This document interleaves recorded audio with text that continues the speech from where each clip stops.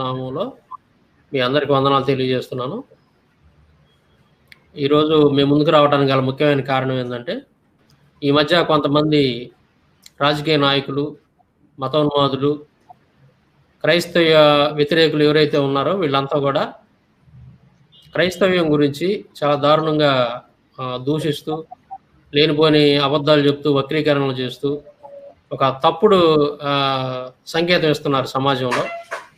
మీకు Bible party కావాలా, Bhagavad Gita party కావాలా అంటూ బైబిల్ను తక్కువ చేస్తూ, అంటే క్రైస్తవ్యం అంటే అదేదో ఒక పెద్ద భయంకరమైనటువంటి ఒక తప్పుడు వ్యవహారం లాగా క్రియేట్ చేస్తూ సమాజాన్ని తప్పుదోవ పట్టించే విధంగా, క్రైస్తవుల యొక్క మనోభావాలు దెబ్బతినే విధంగా ఈ మధ్య కొంతమంది రాజకీయ నాయకులు కావచ్చు, మతోన్మాదులు కావచ్చు, ఇలాంటి తప్పుడు ప్రచారం చేస్తున్నారు. కాబట్టి అసలు క్రైస్తవ్యం అంటే ఏంది, క్రైస్తవ్యం భారతదేశానికి ఎటువంటి సేవలు చేసింది, ఏ విధంగా ఉపయోగపడింది ఇప్పుడు దాకా, ఇక మీదట ప్రజెంట్ ఏ విధంగా ఉపయోగపడుతుంది, ఇలాంటి విషయాలన్నింటినీ కూడా మనం చర్చించుకుంటూ, అలాగే భగవద్గీత రాజ్యం గురించి కూడా, ఆ రాజ్యం వస్తే అలా ఏమైద్ది, వాళ్ళు చెప్పినటువంటి ఆ రాజ్యం అనేది వస్తే ఏమైద్ది, క్రీస్తు రాజ్యం వస్తే ఎలాగుంటుంది అనేది, ఈ రెండింటి మధ్య వ్యత్యాసం అనేది మన సహోదరుడు బ్రదర్ వడ్డే నవీన్ గారు, అలాగే ఈరోజు కొత్తగా మన ఛానల్కి మనం ఆహ్వానించినటువంటి మన సహోదరుడు శ్రీను బాబు గారు కూడా ఈరోజు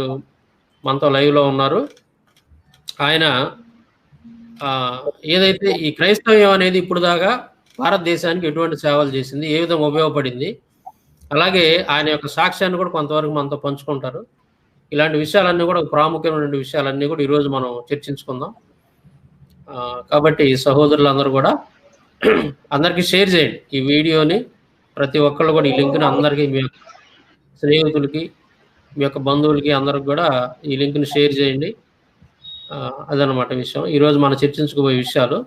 తర్వాత మన బ్రదర్ నవీను దీని గురించి మరొకసారి ఇంట్రడ్యూస్ చేసి మనం టాపిక్లోకి వెళ్దాం. షాలోమ్ ఫ్రెండ్స్, ఈ మధ్య మీరు వినే ఉంటారు బండి సంజయ్ గారి కామెంట్స్. తిరుపతిలో ఎలక్షన్ సందర్భంగా పిలుపు ఏంటంటే, మీకు బైబుల్ రాజ్యం కావాలి, భగవద్గీత రాజ్యం కావాలి. సో దీని గురించి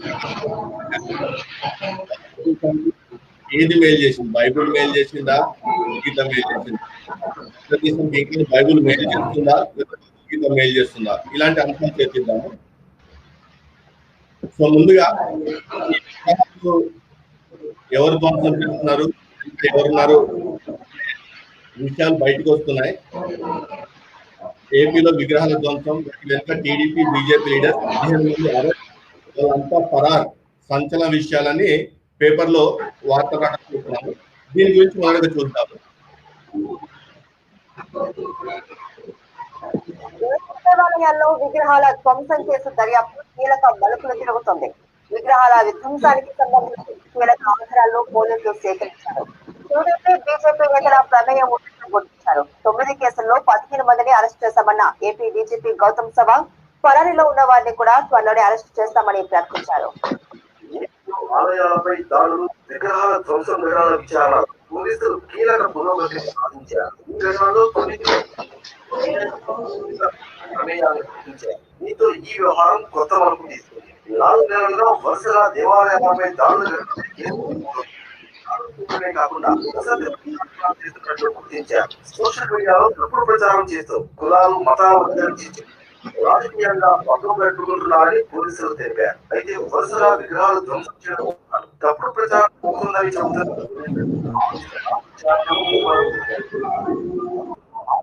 దాడులు రాష్ట్ర ప్రభుత్వం దేశంలో ఎక్కడా లేని విధంగా రాష్ట్రంలో అన్ని దేవాలయాలు కూడా ఏర్పాటు చేశారు. దేవాలయాలను మ్యాపింగ్ విచారించేందుకు రంగంలోకి దింపి పూర్తి స్థాయి తెలుగుదేశం, బీజేపీ పార్టీలో చెందిన నేతల పాత్రను పోలీసులు చెబుతున్నారు. ఇందులో బీజేపీ ప్రమేయం చూస్తున్నాం. టీడీపీ కానీ క్రైస్తవులపై నెపం వేస్తూ క్రైస్తవుల వలన ఈ విగ్రహాలు ధ్వంసం అవుతున్నట్టు, లేదా వీరి దేవాలయకు నష్టం జరుగుతున్నట్టు ప్రచారం చేస్తున్నారు. ముఖ్యమంత్రి క్రైస్తవుడు కాబట్టి ఈ విధంగా క్రైస్తవులు రెచ్చిపోతున్నారని ఒక దుష్ప్రచారం చేస్తున్నారు. చేస్తూ మీకు తిరుపతిలో బైబుల్ రాజ్యం కావాలా లేకపోతే భగవద్గీత రాజ్యం కావాలని ప్రకటించారు. ఇది ఎందుకు చేస్తున్నారంటే ఈ విధంగా వీళ్ళే విగ్రహాలను ధ్వంసం చేస్తూ వీళ్ళే మళ్ళా ధర్మం మేము కాపాడుతామని ఉద్యమిస్తూ ఎందుకు చేస్తున్నారంటే ఈ లిబరల్ గా ఉండే లేకపోతే సెక్యులర్ గా ఉండే హిందూస్ ని కాషాయ మనువాదులుగా మార్చాలని కుట్ర అంతే. వీళ్ళ ఓటు బ్యాంకును పెంచుకుంటూ నార్మల్ గా లేకపోతే సెక్యులర్ గా ఉండి భారతదేశం కొరకు ఆలోచించే వాళ్ళని లేకపోతే సమాజ శ్రేయస్సు కోసం ఆలోచించే వాళ్ళని సమాజంలో సామరస్యత ఉండాలని ఆలోచించే వారిని మనసులు కూడా కలుషితం చేసి వారిని మైండ్ కూడా బ్రెయిన్ వాష్ చేసి వారిని కూడా హిందుత్వ ఉగ్రవాదులుగా మార్చాలన్న ఆలోచన తప్పితే ఇంకేమీ లేదు. నిజాలు ఎప్పటికైనా బయటికి వస్తాయి. మీరు జాగ్రత్తగా గమనించండి. ఎప్పుడైతే వైఎస్ఆర్సీపీ ప్రభుత్వము ఏదైనా పథకం ప్రకటించింది అనుకోండి, ఆ పథకం ప్రకటించిన అటువంటి రోజుల తర్వాత ముందు వీళ్ళు బీజేపీ టీడీపీ వాళ్ళు మత కట్టుదల తీసుకొస్తున్నారు, మతపరమైన అలజడులు సృష్టిస్తున్నారు. అక్కడ ఉదాహరణకు స్క్రీన్ పెట్టే చూడండి. కంపారేటివ్ గా 14 నవంబర్ 2019 మనబడి అదే 14 నవంబర్ 2019 గుంటూరు దగ్గర గుడి ధ్వంసం జరిగింది. ఎందుకంటే ఈ పథకం ప్రజల్లోకి వెళ్ళకూడదు, ఈ పథకం ప్రజల్లోకి వెళ్తే వైఎస్ఆర్సీపీ వైపు అందరూ మొగ్గు చూపుతారు, వారి యొక్క పాలనను అందరూ ప్రగతిస్తారు కాబట్టి అటు దృష్టి మళ్లింపనీయకుండా గుడి ధ్వంసం చేసి టాపిక్ మొత్తం చేంజ్ అయిపోయి ప్రజల దృష్టి అంతా ఈ గుళ్ళ ధ్వంసం పైన ఉండేలాగా చూస్తే అప్పుడు ఏంటంటే వైఎస్ఆర్సీపీ ప్రవేశపెడుతున్న పథకాలు ప్రజల్లోకి వెళ్ళవు. ఇది కుట్రపూరితంగా బీజేపీ మరియు టీడీపీ చేస్తున్న పనులు ఇవి. చూడండి, స్క్రీన్ పైన స్పష్టంగా పెట్టాను. జనవరి 17న 3,000 కోట్లతో ధరల స్థిరీకరణ నిధిని ఏర్పాటు చేశారు వైఎస్ఆర్సీపీ. ఈ పథకం ఏర్పాటు చేసిన వెంటనే 21 జనవరి 2020న పిఠాపురం ఆంజనేయ స్వామి గుడిలో 23 విగ్రహాలు ధ్వంసం. ఫిబ్రవరి 8న రాజమండ్రిలో తొలి దిశ పోలీస్ స్టేషన్ ఏర్పాటు చేసినప్పుడు 11 ఫిబ్రవరి 2020న రొంపిచెర్లలో వేణుగోపాల స్వామి గుడి విగ్రహాలు ధ్వంసం. సెప్టెంబర్ 7న వైఎస్ఆర్ సంపూర్ణ పోషణ పథకం అమలు పరిచినప్పుడు 6 సెప్టెంబర్ 2020న అంతర్వేది శ్రీ లక్ష్మీ నరసింహస్వామి రథం దగ్ధం. సెప్టెంబర్ 11న వైఎస్ఆర్ ఆసర పథకం ఏర్పాటు చేసినప్పుడు 13 సెప్టెంబర్ 2020న విజయవాడ దుర్గాగుడి రథానికి చెందిన వెండి సింహాలు మాయం. సెప్టెంబర్ 28న వైఎస్ఆర్ జలకళ పథకం ప్రారంభించినప్పుడు సెప్టెంబర్ 25న నెల్లూరు జిల్లా నాయుడుపేట మున్సిపాలిటీ తుమ్మూరు నందు ఆంజనేయ స్వామి విగ్రహం ధ్వంసం. అక్టోబర్ 8న జగనన్న విద్యా కానుకను పథకం అమలు పరిచినప్పుడు 6 అక్టోబర్ 2020న గుంటూరు జిల్లాలో నరసరావుపేట శంకరమఠం సమీపంలో ఉన్న సరస్వతీదేవి విగ్రహం ధ్వంసం అంటూ తప్పుడు ప్రచారం చేశారు.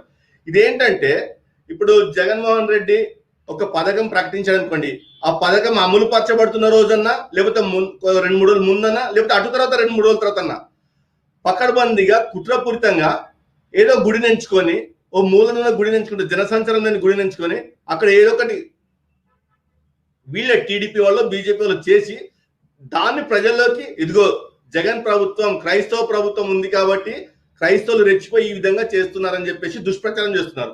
ఇప్పుడు నిజం బయటకు వచ్చింది కదా, 15 మందిని అరెస్ట్ చేశారు, మిగిలిన వాళ్ళు పరారీలో ఉన్నారు. మరి ఎటువంటి తప్పు లేకపోతే ఎందుకు పరారీలో ఉండాలి? టీడీపీ నేతలు కానీ బీజేపీ నేతలు కానీ ఆర్ఎస్ఎస్ కార్యకర్తలు కానీ.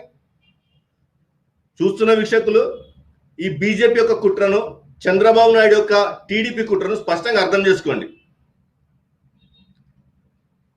ఈ విధంగా జరుగుతున్న క్రమంలో బండి సంజయ్ అన్న కామెంట్స్ కూడా మీరు వినండి. రాష్ట్ర అధ్యక్షుడు మా సోమవీరాజు గారికి ఇప్పటికీ ఎట్లా అండగా దండగొట్టలో తప్పకుండా హిందువులందరూ మా సోమవీరాజు గారి నాయకత్వంలో తప్పకుండా భారతీయ జనతా పార్టీ అండగండి మీకు 80% న్యాయం జరుగుతుంది. తిరుపతిలో ఎన్నికలు జరుగుతున్నాయి.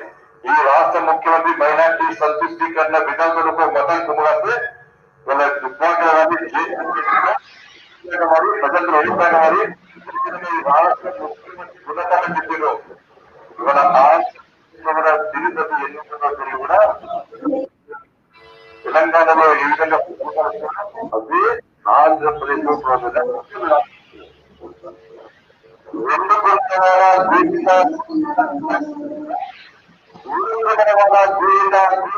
భారతీయ జనతా పడిపడుతారా ఒక్కసారి ఆంధ్రప్రదేశ్ చదువు హిందువులతో ఆలోచిస్తారు. ఏ రకమైన 2 పార్టీ ఆ పార్టీ చేయాలి. ఏ రకమైన గురించి మాట్లాడే భారతీయ జనతా పార్టీ ఈ ఎన్నికల్లో తిరుపతి ఎన్నికల్లో చేసుకుంటారు ఆ పార్టీ. అప్పుడే చెప్తానండి, ఏది కూడా వాళ్ళ వెంకటరమణ గోవింద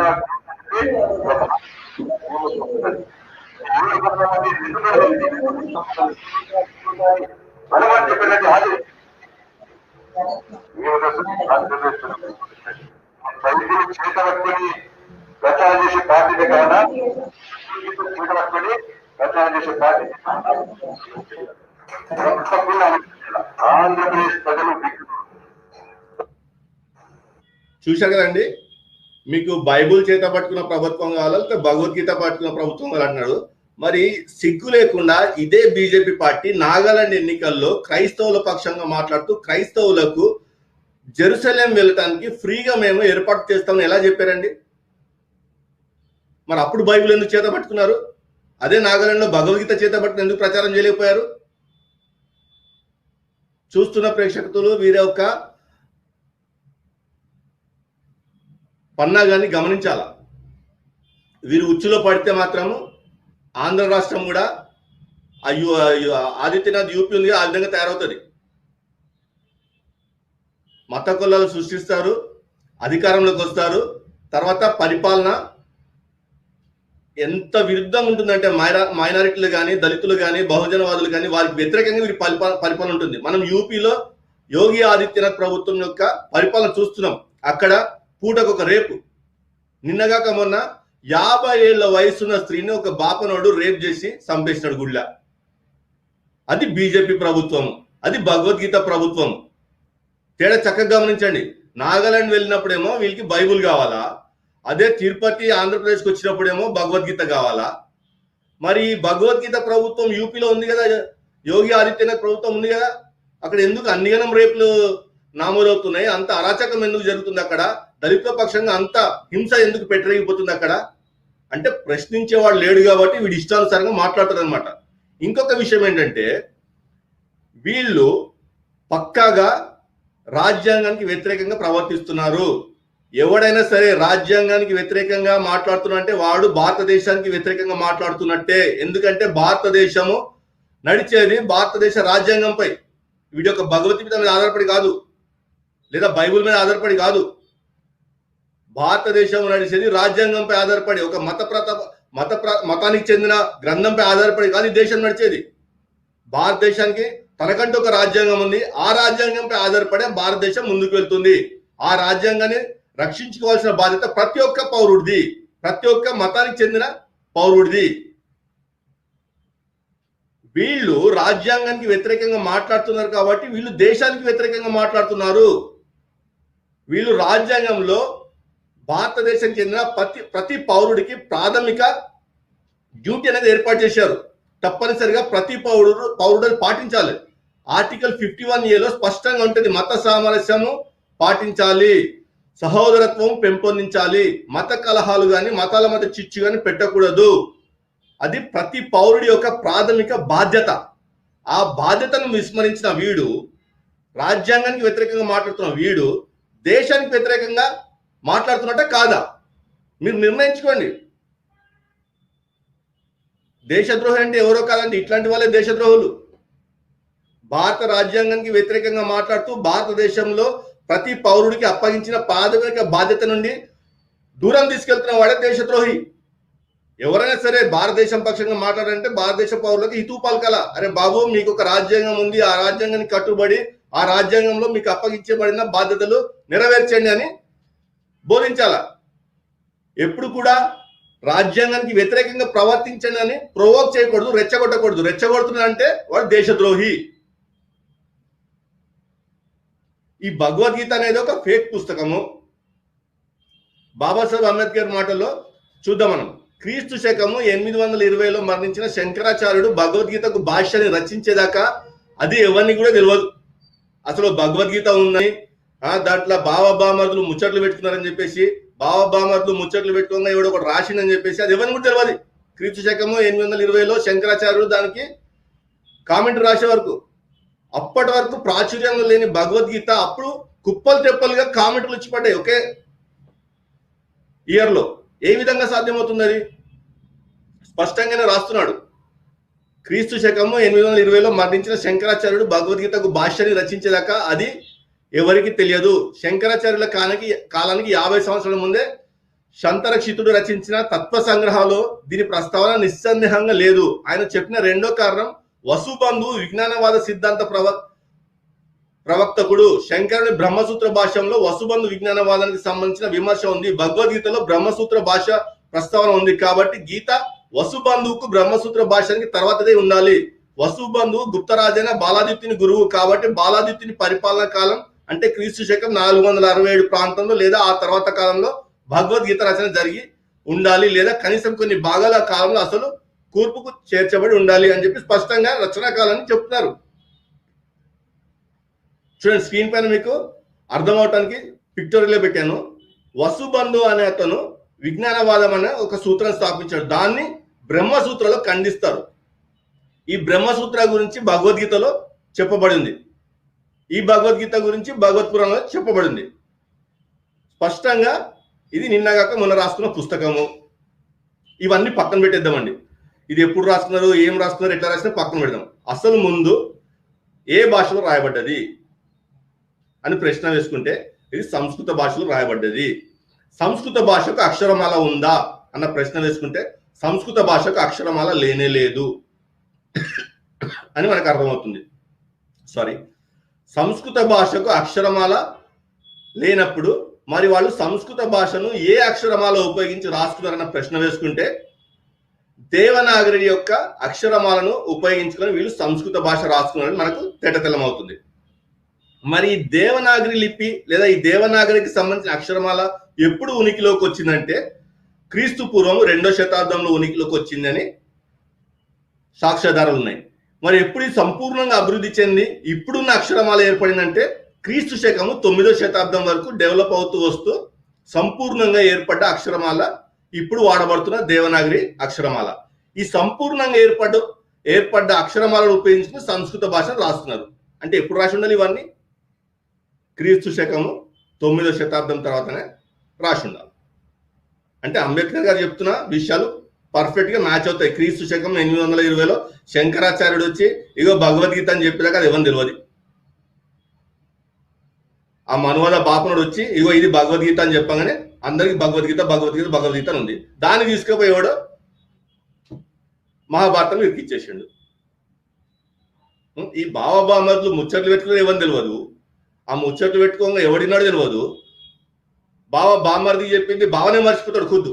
ఎందుకంటే బామర్ది మొత్తం యుద్ధం అంతా అయిపోయినాక వచ్చి బావని అడుగుతాడు, బావా నువ్వు ఆ యుద్ధ రంగంలో యుద్ధ భూమిలో చెప్పినావు కదా, అది మొత్తం దిమాగ్లకి ఎగిరిపోయింది, మళ్ళీ చెప్పు బావా అంటే బావేమంటాడు, అరే బామర్ది నాకేం గుర్తులేదు నీకేం చెప్తారా అంటాడు. ఇక సర్లే బావా పోనీ అనుకుంటారు బామర్దులు. వాళ్ళకే తెలియంది, వాళ్ళే మర్చిపోయింది. ఇప్పుడు ఎవరు రాసినట్టు ఇదంతా సోది. నెక్స్ట్, క్రీస్తు శకము 9వ శతాబ్దం కంటే ముందు లేదు ఏ పుస్తకం లేదు. ఏదైనా ఉంటే మ్యాన్యుస్క్రిప్ట్ ఎవిడెన్స్ తీసుకొచ్చి మాట్లాడండి, అప్పుడు డిస్కస్ చేద్దాం దాని మీద. ఇది క్రీస్తు శకము 9వ శతాబ్దంలో దేవనాగరి అక్షరమాల. ఈ అక్షరమాలను ఉపయోగించుకునే సంస్కృత గ్రంథాలు రాయబడ్డాయి. బైబుల్ సంబంధించిన ఆధారాలతో ఎన్నో విషయాలు మాట్లాడాము. చక్కటి అక్షరమాల ఉంది, బైబుల్ రాయబడ్డ భాషకు అక్షరమాల ఉంది. హిబ్రూకే కానివ్వండి, అరమైకే కానివ్వండి, గ్రీకే కానివ్వండి, వాటి సొంత అక్షరమాల ఉంది. సొంత అక్షరమాలను ఉపయోగించినవి వాటి గ్రంథాలు రాయబడ్డాయి. ప్రపంచంలోనే అతి పురాతనమైన అక్షరమాల హిబ్రూ అక్షరమాల అని చెప్పి ఆ సాక్ష్యాధారాలతో సహా the world's oldest alphabet introduction by EH మెరిల్ది బుక్ లో చూడండి. ఇది డగ్లస్ పెట్రోవిచ్ గారు రచించారు. చూడండి, చక్కటి ఆధారాలతో చూపిస్తారు. సో ఇప్పుడు అసలు ఈ భగవద్గీత ఎందుకు రాయబడింది, ఈ భగవద్గీత వల్ల భారతదేశానికి ఏమైనా ఉపయోగం ఏర్పడిందా లేదా నష్టం జరిగిందా, అసలు ఎందుకు రాశారు ఈ భగవద్గీత అన్న విషయం కూడా మనం ఆలోచించాలా. ఈ భగవద్గీత రిలీజియన్ పై ఏమైనా ప్రభావం చూపిందా, అంటే మతంపై ఏమైనా ప్రభావం చూపిందా, మత సంస్కరణలు భగవద్గీత వల్ల ఏమైనా జరిగినాయా, లేదా ఫ్యామిలీపై ఏమైనా ప్రభావం చూపించిందా, అనగా కుటుంబంపై ఏమైనా ప్రభావం చూపించి కుటుంబ సంస్కరణలు జరిగినాయా, లేదా విద్యపై ఏమైనా ప్రభావం చూపించి విద్యాపరమైన సంస్కరణలు జరిగినాయా అనేది చూడాలి. మీడియా వ్యవస్థపై, అలాగే ఆర్ట్స్ అండ్ ఎంటర్టైన్మెంట్ పై, అలాగే గవర్నమెంట్ పై అనగా ప్రభుత్వంపై, అలాగే బిజినెస్ పై అనగా వ్యాపార రంగంపై ఏమైనా ప్రభావం చూపించిందా? ఈ భగవద్గీత అవలంబించడం వలనో లేకపోతే ఈ భగవద్గీత చదవటం వలనో ఏమైనా సంస్కరణలు తీసుకురాగలిగారా అనే విషయాలు చూద్దాం. అలాగే పరిశుద్ధ గ్రంథమైన బైబుల్ వలన మత సంస్కరణలు భారతదేశంలో జరిగాయా లేదా?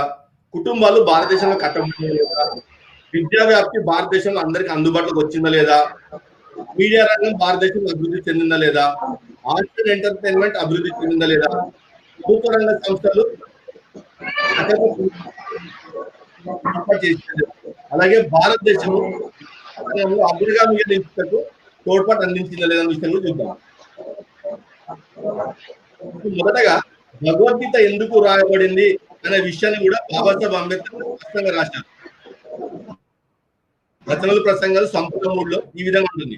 భగవద్గీత బోధించే సందేశం గురించి వివిధ అభిప్రాయాలు ఉండటం ఆశ్చర్యకరం. పండితుల మధ్య ఇంత భిన్నాభిప్రాయం ఎందుకుందని అడగవలసి వస్తుంది. ధమ్మ పదం వల్లే భగవద్గీత కూడా ఒక మత ప్రాముఖ్య గ్రంథంగా భావించి వారు దానిలోని సందేశాన్ని అన్వేషించే ప్రయత్నం చేశారు. నా అభిప్రాయంలో దాని ప్రమాణ గ్రంథంగా భావించడమే పొరపాటు. ఇది అంబేద్కర్ గారి ఆలోచన. భగవద్గీత పరమ ప్రామాణిక గ్రంథం కాదు కాబట్టి అందులో గ్రహించాల్సిన సందేశం ఏమీ లేదు. సందేశం కోసం వెతుకులాట వృధా ప్రయాస అవుతుంది. అయితే గీత పరమ ప్రామాణికం కానప్పుడు మరి దానిలో ఉన్నదేమిటి అనే ప్రశ్న పుట్టవచ్చు.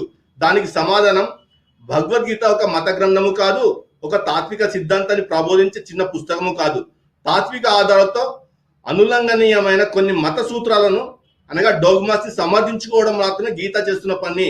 ఆ కారణంగా ఎవరైనా దాన్ని మత గ్రంథం అని కానీ తత్వశాస్త్ర గ్రంథం అని కానీ పిలవదలుచుకుంటే అలాగే పిలుచుకుంటూ నిరభ్యంతరంగా వారే సంతోషపడవచ్చు. నిజానికి గీత రెండిట్లో ఏది కాదు. మతాన్ని సమర్థించడానికి గీత తాత్వికతను ఆసరగా తీసుకుంటుంది. ఇలా నేను అభిప్రాయ ప్రకటన చేసినంత మాత్రాన నా ప్రత్యర్థులు తృప్తిపడరు. నా పరిశోధనాంశాన్ని సహేతుకమైన దృష్టాంతాలతో రుజువు చేయమని వారు నన్ను కోరుతారు. అయితే అదేమంత కష్టమైన పని కాదని చెప్పేసి ఈ భగవద్గీత అనేది కేవలము వర్ణ వ్యవస్థను సమర్థించుకోవటానికే రాసుకున్నారు, కుల వ్యవస్థను పటిష్టపరచుకోవడానికి భగవద్గీతను రాసుకున్నారు అని చెప్పేసి స్పష్టంగా వివరిస్తారు. ఈ భగవద్గీతలో చంపడము నేర్పించారు అని కూడా స్పష్టంగా రాస్తూ ఉంటారు ఈయన. చూడండి, భగవద్గీత తాత్విక సమర్థన ఇవ్వజూపిన మరో మత సూత్రం చాతుర్వర్ణ సిద్ధాంతం. భగవంతుడే మనుషులను 4 వర్ణాలుగా విభజించాడని, అందువల్ల ఆ విభజన పవిత్రమైనదని భగవద్గీత నిస్సందేహంగా పేర్కొంటుంది. అయితే చాతుర్వర్ణ్యం చెల్లుబాటు ఆ పవిత్రత పైన ఆధారపడి లేదు. చాతుర్వర్ణ సిద్ధాంతాన్ని స్వాభావిక గుణాలతో అనుసంధించడం ద్వారా తాత్విక పునాదిని గీత కలిగిస్తుంది. మనిషి వర్ణ నిర్ధారణ విచక్షణ రహితంగా జరిగేది కాదని, స్వాభావిక అంతర్గత గుణాలపై ఆధారపడి జరిగిందని భగవద్గీత చెబుతుంది.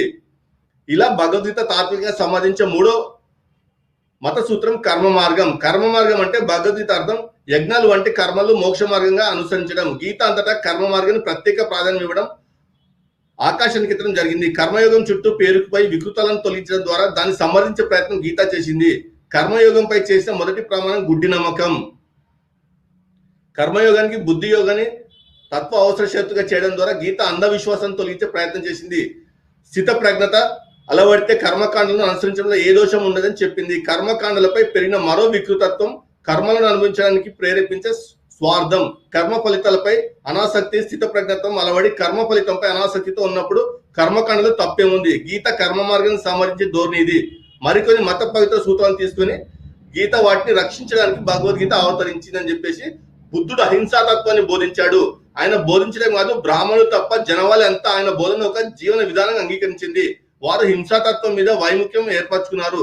బుద్ధుడు చాతుర్వర్ణానికి వ్యతిరేకంగా ప్రబోధించాడు. చాతుర్వర్ణ సిద్ధాంతంపై దాడి చేస్తూ ఆయన కొన్ని తీవ్రమైన ఉపమానాలను ప్రయోగించాడు. చాతుర్వర్ణ చట్రం విరిగిపోయింది. చాతుర్వర్ణ వ్యవస్థ తలకిందులైంది. శూద్రులు, స్త్రీలు, సన్యాసులు కాగలిగారు. ఆ హోదానే ప్రతి విప్లవం శూద్రులకు, స్త్రీలకు నిరాకరించింది. బుద్ధుడు కర్మకాండను, యజ్ఞాలను ఖండించాడు. ఇలా బౌద్ధ మార్గానికి వ్యతిరేకంగా రాయబడ్డ గ్రంథమే భగవద్గీత. చాతుర్వర్ణ్యాన్ని స్థిరపరచుకోవడానికి రాయబడ్డ గ్రంథమే భగవద్గీత. సమాజాన్ని 4 వర్గాలుగా విభజించడానికి రాయబడ్డ గ్రంథమే భగవద్గీత. సమాజంలో సమానత్వాన్ని విడగొట్టడానికి లేదా సమానత్వాన్ని రూపుమాపటానికే రాయబడిన గ్రంథం భగవద్గీత. అందరూ సమానము కాదు అని చెప్పడానికి రాయబడే గ్రంథమే భగవద్గీత. ఇది స్పష్టంగా మీరు అర్థం చేసుకోవాలా. ఈ బాబాబామర్దుల ముచ్చట్లన్నీ బక్వాస్ అండి, ఎక్కడ ఆధారాలు దొరకవు. ఈ బాబాబామర్దులు ఆ యుద్ధ రంగంలో అంతమంది ఉండగా వీళ్ళిద్దరు రథం వెనకాల పోయి ముచ్చట్లు పెట్టుకుంటే కూర్చుంటే కదా టైం ఉంటుంది. ఇదంతా బక్వాస్ ఇదంతా. సో మనము ఈ భగవద్గీత అనేది చాతుర్వర్ణ వ్యవస్థను ప్రోత్సహించడానికి, చాతుర్వర్ణ వ్యవస్థను బలపరచడానికి, జనవాళిని 4 వర్గాలుగా విభజించి అసమానత్వాన్ని పెంచి పోషించడానికే రాసుకున్నారన్న గ్రంథం అని స్పష్టంగా చదివితే అర్థమవుతుంది. ఇప్పుడు ఏం చేద్దామంటే మనము మొదటగా భగవద్గీత గురించి మనము అది సమాజానికి ఏ విధంగా నష్టం జరిగించింది అని తెలుసుకునబోయే ముందు మన బ్రదర్ గారు బైబుల్ వల్ల సమాజానికి ఏ విధంగా మేలు జరిగింది అనేది మొదట వివరిస్తారు. తర్వాత సమయాన్ని బట్టి మనము ఇది ఎంత నష్టం చేసింది భగవద్గీత సమాజానికి, కలిసి ఉండాల్సిన సమాజాన్ని 4 వర్గాలుగా విడగొట్టి అసమానతను ఎలా పెంచి పోషించింది అనే విషయాలు చూద్దాము. ఇప్పటికీ మీకు అర్థమై ఉంటుంది చిన్నపాటి టైంలోనే భగవద్గీతను ఎందుకు రాసుకున్నారు, అది దానివల్ల సమాజంలో ఏ విధంగా విభేదాలు ఏర్పడ్డాయి, దానివల్ల శూద్రులు ఏ విధంగా పై 3 వర్ణాల వార్చే అణచివేయబడ్డారో మీకు స్పష్టంగా అర్థమవుతుంది. ఇంకా మనం సబ్జెక్టులకు వెళ్దాము. మొదట మనం బైబుల్ ఏ విధంగా మేలు చేసిందనే విషయాన్ని తెలుసుకుందాం. ఎందుకంటే మనం బైబుల్ గురించి చాలా మందికి చాలా తక్కువ తెలుసు. బైబుల్ వల్లనే భారతదేశం ఏర్పడ్డది అన్న విషయాన్ని కారాఖండంగా చెప్పగలిగే స్థితికి మన క్రైస్తవ లోకం ఎదగాల. అప్పుడే వీళ్ళ నోర్లు మూయబడతాయి. వీళ్ళు ఈ జిత్తులు మారి నక్క ఉంటది కదా, ఆ జిత్తులు మారి నక్కలాగా ఈ రాజకీయ నాయకులు కూడా జిత్తులు మారి నక్కను పోలి మాటలు మారుస్తూ ఉంటారు. సమయానుకూలంగా తమ ఓటు బ్యాంకుని కాపాడుకోవటానికి అబద్ధాలు చెప్పడానికి కూడా సిగ్గుపడరు. నాగాలాండ్ వెళ్ళేసరికేమో బైబుల్ ప్రభుత్వం కావాల్సి వచ్చింది, వీళ్ళకు బైబుల్ చేత పట్టుకుని ప్రచారం చేసుకోవాల్సి వచ్చింది. అదే తిరుపతికి వచ్చేసరికి ఇక్కడ హిందువుల ప్రాబల్యం ఎక్కువ కదా, భగవద్గీత అవసరం వచ్చింది. ఈ తేడాను గమనించాలా. ఇన్ని రోజులు జగన్ ప్రభుత్వం వచ్చింది కాబట్టి వచ్చింది కాబట్టి రక్షణ లేకుండా పోయింది అని ప్రచారం చేశారు. మరి ఇప్పుడు 15 మందిని అరెస్ట్ చేశారు బీజేపీ అరెస్ట్ సంబంధించిన వారిని, ఇంకా మిగిలిన వారు పరారిలో ఉన్నారు. ఇప్పుడు ఏం సమాధానం చెప్తారు? సో వీళ్ళ కుట్రను అర్థం చేసుకోవాలా. మొదటగా మనము భారతీయులుగా ఆలోచించాలా. ఈ దేశ మూల నివాసులుగా మనకి ఏది మేలు అనేది ఆలోచించాలా. ఈ దేశ మూల నివాసపు సిద్ధాంతాన్ని ఏ పార్టీ ముందుకు తీసుకెళ్తుందనే ఆలోచించాలా. ఆ విధంగానే పార్టీలకు అనుకూలంగా మనము మాట్లాడాలా.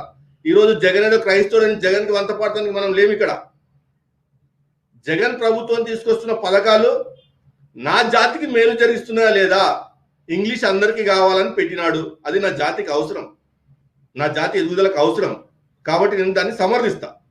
ఆ విధమైన ఆలోచన కలిగి ఉండాలి. కానీ జగన్ క్రైస్తవుడు కాబట్టి స్వార్థంగా జగన్ ఏం చేశా కానీ తానే అంటే తందానంటే లేవు మనం ఇక్కడ.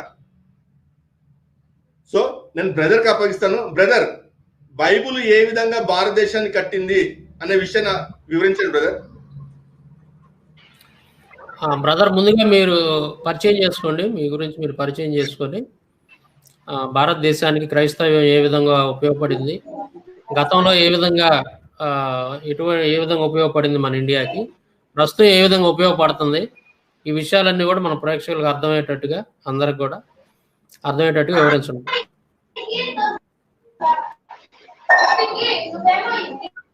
పక్కన డిస్టర్బెన్స్ లేకుండా వాళ్ళని కొంచెం అరవద్దని చెప్పండి. పిల్లలు ఎవరన్నా ఉంటే కొంచెం పక్కన.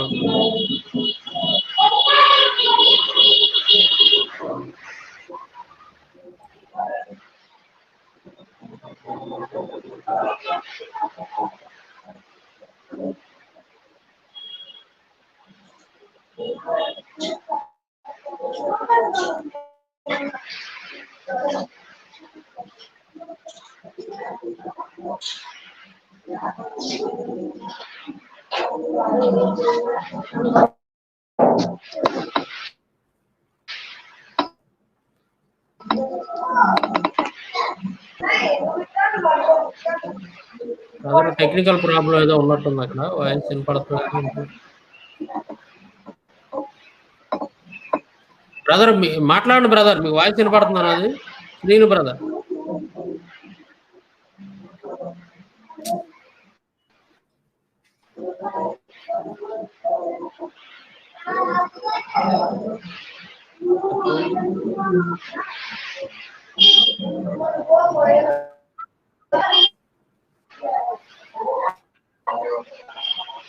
బ్రదర్ మాట్లాడండి, శ్రీను బ్రదర్.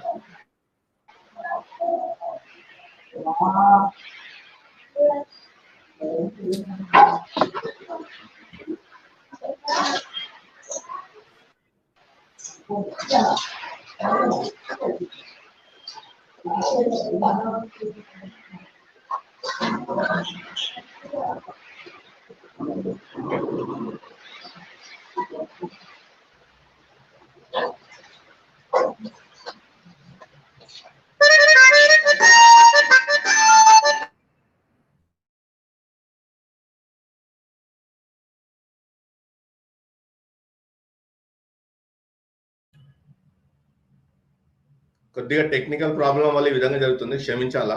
ఎందుకంటే బ్రదర్ ఫస్ట్ టైం లైవ్ లో జాయిన్ అవుతున్నారు కాబట్టి స్ట్రీమ్ యార్డ్ అందరికి సపోర్ట్ చేయడానికి కొద్దిగా ఇబ్బంది పడుతున్నారు. మనం బ్రదర్ ని కొత్త వారిని ప్రోత్సహించాలి కాబట్టి మనం ఓపికతో వెయిట్ చేద్దాము.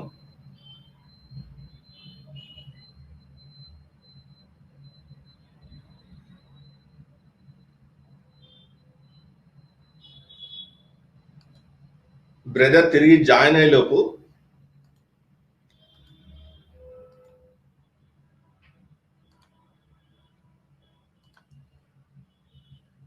నేను భగవద్గీతలో కులానికి ఇచ్చిన స్థానం గురించి మాట్లాడుతూ చూడండి. భగవద్గీత 4వ అధ్యాయం 13వ శ్లోకం చూసినప్పుడు I created man kind in 4 classes అని కృష్ణుడు స్వయంగా చెప్తున్నాడు. నేనే 4 వర్ణాలుగా సృష్టించాను, different in their qualities and actions through unchanging I'm the agent of this the actor who never acts అని చెప్పి స్పష్టంగా బ్రదర్ వాయిస్ ఆయనే చాతుర్వర్ణ వ్యవస్థను కలిగించినట్టు మాట్లాడుతున్నాడు. బ్రదర్ మాట్లాడండి బ్రదర్, బైబుల్ గురించి మాట్లాడండి, బైబుల్ భారతదేశానికి చేసిన మేలు గురించి మాట్లాడండి, వివరించండి బ్రదర్. మాట్లాడండి బ్రదర్.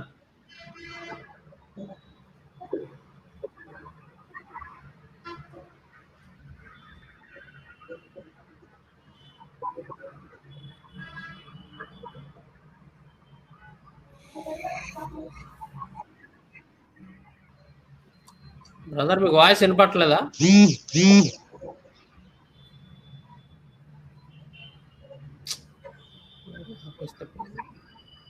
వాయిస్ అనేది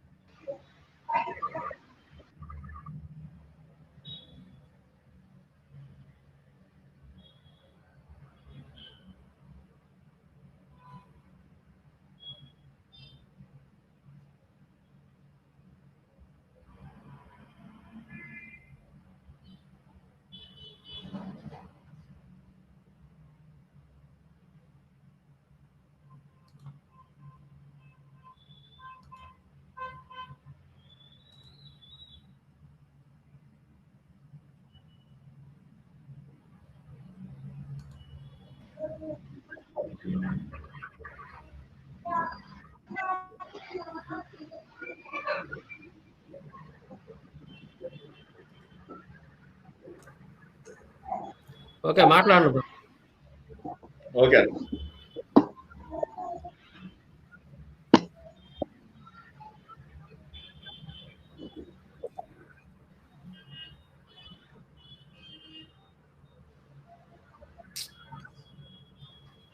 సపోర్ట్ చేస్తలే అంటున్నా. వాయిస్ కొంచెం అది ప్రాబ్లం ఉంది ఆ ఫోను. దేవుని స్తోత్రం.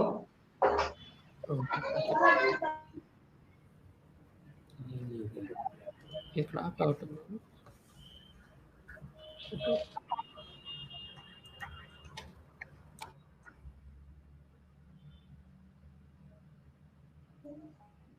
వినపడుతుందా?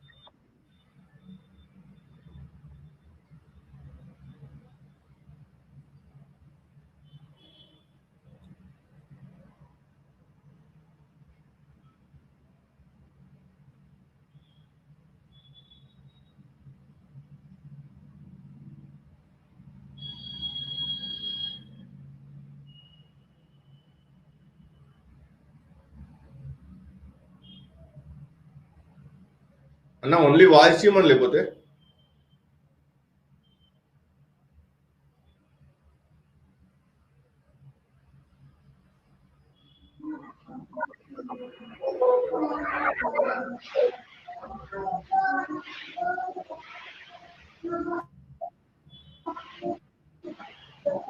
హలో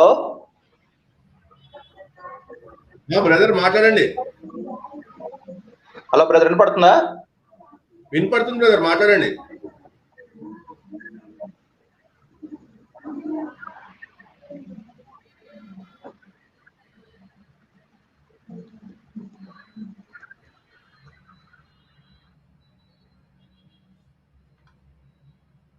నా డిస్కనెక్ట్ అయ్యిందా? మ్యూట్ లోనో చూడు. సరే బ్రదర్, బ్రదర్కి ఏదో టెక్నికల్ ప్రాబ్లం ఉన్నట్టుంది, మనం కంటిన్యూ చేసేద్దాం బ్రదర్. సరే, లేదంటే ఫోన్లో అన్నా ఏదన్నా అందుబాటులోకి వస్తాడేమో మాట్లాడదాం. చూడు, ఓన్లీ ఆడియో వచ్చినా పర్లేదు. ఓన్లీ ఆడియోనా, మాట్లాడు. సరే, నేను కంటిన్యూ అవుతా ఉంటా. ఆ బ్రదర్ వచ్చినప్పుడు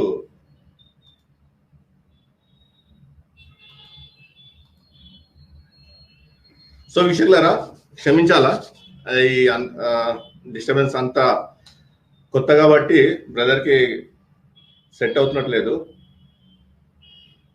నాకు ఫస్ట్ లైవ్లో ప్రాబ్లం అయింది, కానీ సెకండ్ లైవ్కి వస్తే కొద్దిగా ఇంప్రూవ్మెంట్ ఉంది. స్ట్రీమ్ యార్డ్ ఫస్ట్ టైం వాడుతున్నా, సెకండ్ టైం వాడుతున్నా. ఇది సామాన్యకు పాపం రోజు లైవ్ చేసి అలవాటు అయిపోయింది స్ట్రీమ్ యార్డ్.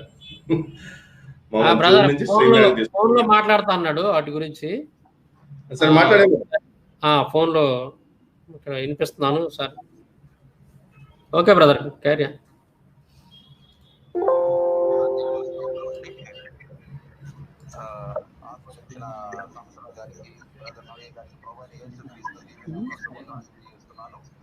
కొంచెం ప్రాబ్లం ఉంది వీడియో నాది, సారీ. అయితే నేను ఫోన్ లో మాట్లాడతాను, చూడండి.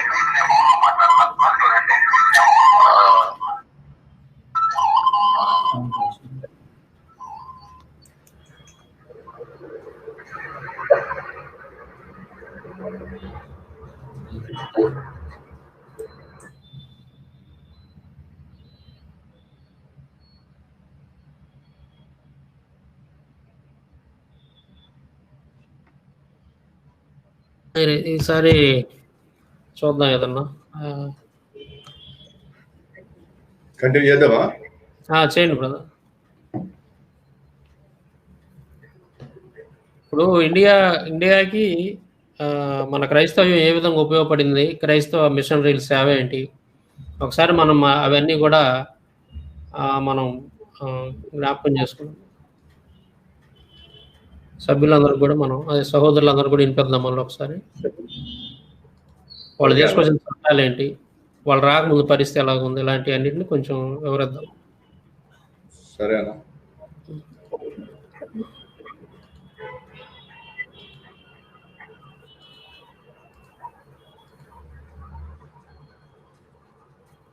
కొద్దిగా టెక్నికల్ ప్రాబ్లమ్స్ ఉంటుంటాయి, సహోదరులు గమనించాలి. కొత్తగా ఏమైనా తీసుకున్నప్పుడు ఏంటంటే వాళ్ళకి ఇవన్నీ తెలియదు కదా, ఫస్ట్ టైం కాబట్టి కొంచెం ఆ ప్రాబ్లమ్స్ అనేవి ఉంటుంటాయి. అందుకే తొందరగా తీసుకోలేము ఈ ప్రాబ్లమ్స్. కొంతమంది అవగాహన లేకపోతే కొంచెం ప్రాబ్లం అవుతుంటుంది. సరే, ఓకే. సో వీక్షకులారా, భగవద్గీత యొక్క నేపథ్యము మీకు అర్థమైంది అనుకుంటున్నాను. ఎందుకంటే భగవద్గీత క్రీస్తు శకము 800 కాలం నాటికి శంకరాచార్యుడు దానికి కామెంటరీ రాయకపోతే అది ఉన్నట్టు కూడా ఎవరు తెలియదు.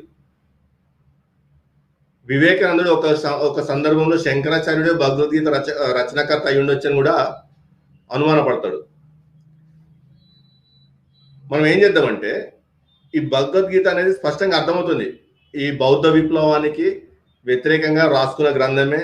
బౌద్ధంలో చాతుర్వర్ణ వ్యవస్థను ఖండించినప్పుడు వీళ్ళు భగవద్గీత అనే గ్రంథం తీసుకొచ్చి దేవుడే చాతుర్వర్ణ వ్యవస్థను ఏర్పాటు చేసినాడు కాబట్టి ప్రతి ఒక్కరు ఆ చాతుర్వర్ణ వ్యవస్థకు లోబడి సమాజంలో జీవించాలి, దాన్ని నిరాకరించడానికి వీలు లేదు అని బలవంతాన ప్రజలపై రుద్దటానికే ఈ భగవద్గీతను తీసుకున్నారు. చూడండి, భగవద్గీత 3:35 ఈ విధంగా ఉంటుంది. It is far better to perform one swadharma prescribed duties even though faulty than another's duties perfectly. Distraction in the course of performing one's own duties better than engaging in others' duties. But to follow others' path is dangerous. చూడండి, మీకు ఏర్పాటు చేయబడ్డ వర్ణంలోని విధులను మాత్రము మీరు స్పష్టంగా నిర్వర్తించాలి. పై వర్ణాలకు ఇప్పుడు శూద్రుడికి సేవ చేయాలనే ఒక నియమం ఏర్పాటు చేయబడి ఉంటే ఎటువంటి సంకోచం లేకుండా ఏడవకుండా చాలా సంతోషంగా, అది ఇబ్బందికరమైన సరే నువ్వు వారికి సేవ చేస్తూనే ఉండాలా. అది కాదని చెప్పేసి పై 3 వర్ణాలకు సంబంధించిన ఏదైనా వృత్తిని నువ్వు స్వీకరించాలనుకుంటే అది ప్రమాదకరము. అంటే ఆ చతుర్వర్ణ వ్యవస్థకు లోబడి నీకు ఏర్పాటు చేయబడిన విధిని నువ్వు చేయట్లేదు కాబట్టి అది నీకు ప్రమాదకరము అని భగవద్గీతలో స్పష్టంగా చాతుర్వర్ణ వ్యవస్థను సమాజంపై రుద్దుటకు రాసుకోవడం మనకు అర్థమవుతుంది. ఇక్కడ వీళ్ళు మనల్ని మోసపూరితంగా ఏమని మాట్లాడతారంటే, జన్మతః వర్ణము సంక్రమించదు, లేదా జన్మతః కులం సంక్రమించదు, గుణాలపై ఆధారపడి వ్యక్తి యొక్క కులం ఏర్పడుతుందని చెప్పేసి బొంకటం చూస్తాం. ఓకే, ఈ ఆర్గ్యుమెంట్ తీసుకుంటే ఇప్పుడు నేను ఈ జన్మలో శూద్రుడిగా జన్మించానంటే ఎందుకు జన్మించాను అనేది ప్రశ్న వేసినప్పుడు గత జన్మలో చేసిన కార్యాల వలన ఈ జన్మలో నేను శూద్రుడిగా జన్మించాల్సి వచ్చింది. గత జన్మ యొక్క కర్మల ఫలితము మూలంగా ఈ జన్మలో నేను శూద్రుడిగా జన్మించవలసి వచ్చింది. ఈ జన్మలో నేను శూద్రుడిగా జన్మించి శూద్రుడికి ఏర్పాటు చేయబడ్డ నియమాలను సక్రమంగా నిర్వర్తించలేకపోతే మరలా వచ్చే జన్మలో దీని యొక్క ఫలితానికి అనుకూలంగా ఏ జన్మ ఎత్తవలసి ఉంటుందో ఆ జన్మనెత్తుతాను. ఇది స్పష్టంగా అర్థం చేసుకోండి. మనకి ఏంటంటే మనము చదువుకోలేదో, లేకపోతే మనకు జ్ఞానం లేదో, లేకపోతే ఆ బాపనులకే తెలివి ఉందనుకుంటారు. కానీ ఎట్లా గుమ్మాయిస్తారంటే మాటలు, బై బర్త్ కాదు, కులం అనేది గుణాలను బట్టి ఏర్పడుతుంది. ఈ శూద్రుడు బాపనుడు కావచ్చు, శూద్రుడు క్షత్రుడు కావచ్చు, శూద్రుడు వైశ్యుడు కావచ్చు అని చెప్పేసి గుమాయిస్తూ ఉంటారు. కానీ ఇదే భగవద్గీతలో స్పష్టంగా రాస్తారు, నువ్వు శూద్రుడిగా పుడితే శూద్ర ధర్మాన్ని అవలంబించాలా, వైశ్య ధర్మాన్ని ఆశించడానికి వీల్లేదు, క్షత్రియ ధర్మాన్ని నిర్వర్తించడానికి వీల్లేదు, బ్రాహ్మణ ధర్మాన్ని పాటించడానికి వీల్లేదు అని చెప్పేసి ఇదే భగవద్గీతలో రాస్తున్నారు. మళ్ళీ ఇదే భగవద్గీతలు ఏమని రాస్తారు, స్పష్టంగా బై బర్త్ అని చెప్పేసి అర్థమైపోతుంది. గత జన్మం యొక్క కర్మ ఫలితాల అనుసారంగా ఈ జన్మలో మనం శూద్ర జన్మ ఎత్తుతాము. అంటే శూద్రుడిగా పుట్టడానికి బై బర్తే కదా. ఈ ఒక్కసారి శూద్రుడిగా పుట్టినాక ఆ శూద్ర వర్ణంలో నాకు ఏర్పాటు చేయబడ్డ విధులనే నేను అనుసరిస్తూ ఉండాలా. సింపుల్ లాజిక్ అండి. దీన్ని గుమాయించేసి బై బర్త్ కాదు, శూద్రుడు క్షత్రుడు కావచ్చు, క్షత్రుడు బాపనుడు కావచ్చు, బాపనుడు ఆ ధర్మానుసారంగా జీవించకపోతే శూద్రుడు అవుతారని చెప్పేసి బొంకుతారు తప్పితే, ఇలా లాజిక్ అర్థమైపోతే ఈ జన్మలో నేనేమన్నా పొరపాటు చేస్తే ఈ జన్మలో చేసిన పొరపాట్ల కారణంగా నెక్స్ట్ జన్మలో దాని ఫలితం అనుభవిస్తా. గత జన్మలో ఏమన్నా పొరపాటు చేస్తుంటే ఆ గత జన్మ యొక్క ఫలితానుసారంగా ఈ జన్మలో నేను జన్మెత్తుతా. ఈ లాజిక్ అర్థం చేసుకోండి. ఏదైనా సరే బై బర్త్, మారేది ఏముండదు. సో ఈ విధంగా కుల వ్యవస్థను సమాజంలో రుద్ది వాళ్ళు శూద్రులపై జరిగించిన అరాచకాలు అన్ని కాదు, ఇది కాదు. మనం మెల్లమెల్లగా బైబుల్తో పోల్చి చదువుతూ వాటిని చూద్దాం. ఈరోజు ఏంటంటే బైబుల్ ఏ విధంగా ప్రభావం చూపింది, బైబుల్ యొక్క ప్రభావం వల్ల ఏ విధంగా సమాజం బాగుపడింది అనే అంశాన్ని పరిశీలించే ముందు మొదటగా భారతదేశం అనేది ఏ మతపరమైన గ్రంథంపై ఆధారపడి నడవదు. భారతదేశానికి తనకు తానుగా ఒక రాజ్యాంగం అనేది ఉంది. ఆ రాజ్యాంగంపై ఆధారపడి ఆ రాజ్యాంగంలో చెప్పబడిన విధి విధానుసారంగానే భారతదేశము ముందుకు వెళ్తుంది. సో ఈ రాజ్యాంగం రాయటానికి బైబిల్ ఏ విధంగా ప్రభావం చూపింది అనే విషయాన్ని మనం మొదటగా ఆలోచిద్దాం. ఎందుకు వీళ్ళు భగవద్గీతను ప్రామాణికంగా తీసుకోలేదు, రాజ్యాంగం రాసేటప్పుడు భగవద్గీతను ఎందుకు అవలంబించలేదు, లేకపోతే భగవద్గీతలు చెప్పబడ్డ విషయాలను ఎందుకు గ్రహించలేదు, ఎందుకు మనుస్మృతిని, ఇది మానవ ధర్మశాస్త్రం కదా, సత్యయుగం యొక్క మానవ ధర్మశాస్త్రం కదా, ఈ ధర్మశాస్త్రం నుంచి ఎందుకు రాజ్యాంగంలో చట్టాలను తీసుకుని ఏర్పాటు చేయలేదు అనే విషయాన్ని చూస్తే ఇది సభ్య సమాజము మెచ్చుకునే విధంగా వీరి గ్రంథాలు లేవు. సభ్య సమాజంలో నువ్వు ఎక్కువ, నేను తక్కువ, లేకపోతే నేను ఎక్కువ, నువ్వు తక్కువ, నువ్వు అంటరానోడివి, నేను నీకంటే పైన ఉన్నవాడిని, నేను బాపనోని, నేను తోపుని, నేను తురుముకని, నువ్వు నాకు సేవ చేయాలని చెప్తే సభ్య సమాజం ఒప్పుకోదు. ఎవడు కూడా బానిసత్వాన్ని అంగీకరించడానికి ఒప్పుకోడు. పుట్టుకతో ఒకవేళ గత జన్మ కర్మానుసారంగా ఈ జన్మలో శూద్రుడిగా పుడితే నేను పై 3 వర్ణాలకు సేవ చేస్తూనే బతకాలా, నాకు ఎటువంటి తలాంతులున్నా ఆ 3 వర్ణాల కంటే నా దగ్గర ఎక్కువ జ్ఞానం ఉన్నా, నా దగ్గర ఎక్కువ శక్తి సామర్థ్యం ఉన్నా కానీ నేను ఈ పై 3 వర్ణాల వారికి సేవ చేస్తూనే ఉండాలా. ఆ మనువాద బాపనుడు పాగలగాడైనా సరే, ఆడు తెలివి తక్కువడైనా సరే, ఆ బుద్ధి జ్ఞానం లేనోడైనా సరే, నేను వారికి సేవ చేస్తానికే పుట్టి ఉన్నా. నేను వాడికంటే జ్ఞానవంతుడైనా సరే, వాడికంటే తెలివివంతుడైనా సరే, వాడికంటే శక్తి సామర్థ్యం నాకు ఎక్కువనా సరే, నేను వాటిని ప్రదర్శిస్తానికి వీల్లేదు. నేను ధనం సేకరించడానికి కూడా వీల్లేదని కట్టుదిట్టమైన చట్టాలు రాస్తున్నారు వీళ్ళు. శూద్రుడిగా పుడితే నేను ధనం కూడా సేకరించుకోకూడదు, ధనం కూడా కూడగట్టుకోకూడదు అని కట్టుదిట్టమైన చట్టాలు రాస్తున్నారు. కాబట్టి ఈ భగవద్గీత కానీ ఈ మనుస్మృతిని కానీ రాజ్యాంగము రాయటకు ఉపయోగించలేదు. సరే, ఈ రాజ్యాంగంలో రాయబడ్డ విషయాలు ఎక్కడెక్కడి నుంచి తీసుకున్నారన్న విషయాన్ని మనం పరిశీలిస్తే ఆస్ట్రేలియా నుండి, కెనడా నుండి, ఐర్లాండ్ నుండి, జపాన్ నుండి, సోవియట్ యూనియన్ నుండి, యూకే నుండి, యుఎస్ నుండి, జర్మనీ నుండి, సౌత్ ఆఫ్రికా నుంచి, ఫ్రాన్స్ నుంచి తీసుకున్నారనే విషయాలు మనకు స్పష్టంగా అర్థమవుతుంది. ఇక్కడ ఏంటంటే ఇప్పుడు అన్ని దేశాలు వారి యొక్క రాజ్యాంగము ఎక్కడి నుంచి తీసుకున్నారనే విషయాలు తెలిస్తే వాళ్ళు బైబుల్ నుంచే తీసుకొని ఉంటారు. మీరు వారి రాజ్యాంగం పరిశీలించే ఉదాహరణకు ఫ్రాన్స్ గురించి మనం పరిశీలిద్దాం. ఎందుకంటే మనకు లిబర్టీ, ఈక్వాలిటీ, ఫ్రాటర్నిటీ అనేది మన ప్రియాంబుల్లో చెప్పబడిన విషయాలు. ఈ లిబర్టీ, ఈక్వాలిటీ, ఫ్రాటర్నిటీ అనేది ఫ్రాన్స్ యొక్క రాజ్యాంగం నుండి మనము తీసుకున్నాము. రిపబ్లిక్, లిబర్టీ, ఈక్వాలిటీ, ఫ్రాటర్నిటీ అనేది ఈ ఫ్రాన్స్ వాళ్ళు ఎక్కడి నుంచి తీసుకున్నారు? లిబర్టీ, ఈక్వాలిటీ, ఫ్రాటర్నిటీ అంటే బైబుల్ నుంచి తీసుకున్నారు. స్పష్టంగా ఫ్రాన్స్ యొక్క ఆ డిప్లొమసీ వెబ్సైట్ నుంచి కాన్స్టిట్యూషన్ అండ్ ఇస్ నవేస్ part of the French nationality అని మీకు పైన స్క్రీన్ పైన లింక్ పెట్టని చూడండి. వీళ్ళు ఎక్కడి నుంచి తీసుకున్నారు? ఈ దృక్పథం లేకపోతే ఈ యొక్క ఆలోచన విధానం ఎక్కడి నుంచి వచ్చింది అంటే దానికి మూలము బైబులు. మీరు భగవద్గీత తీసుకున్నారనుకోండి, అక్కడ దేవుడు అనేవాడు చెప్తున్నాడు, చల్ నేనే సృష్టించిన 4 వర్ణాల కింద మీరు ఇట్లా సాగురు, ఏ వర్ణంలో పుట్టినాడు ఆ వర్ణానుకూలంగా బతకాల్సిందే, ఆ వర్ణధర్మం ప్రకారం జీవించాల్సిందే. పైనోడు సుఖపడుతున్నాను మీరు ఏడవకూడదు, పైనోడు సుఖపడుతున్నా మీకు నష్టమవుతున్నా, మీకు కష్టమవుతున్నా, మీరు పైన సేవ చేసుకున్నా బతకాల్సిందే. ఇది నేనేరా బాబు ఇట్లా చేసింది విడగొట్టింది అని చెప్పేసి స్పష్టంగా చెప్తుండు. కానీ బైబుల్ అలా కాదు, అందరూ సమానమే. అలాగని చెప్పేసి ఈరోజు క్రైస్తవులు అందరూ బైబుల్ అనుసరిస్తున్నారంటే అది కూడా లేదండి.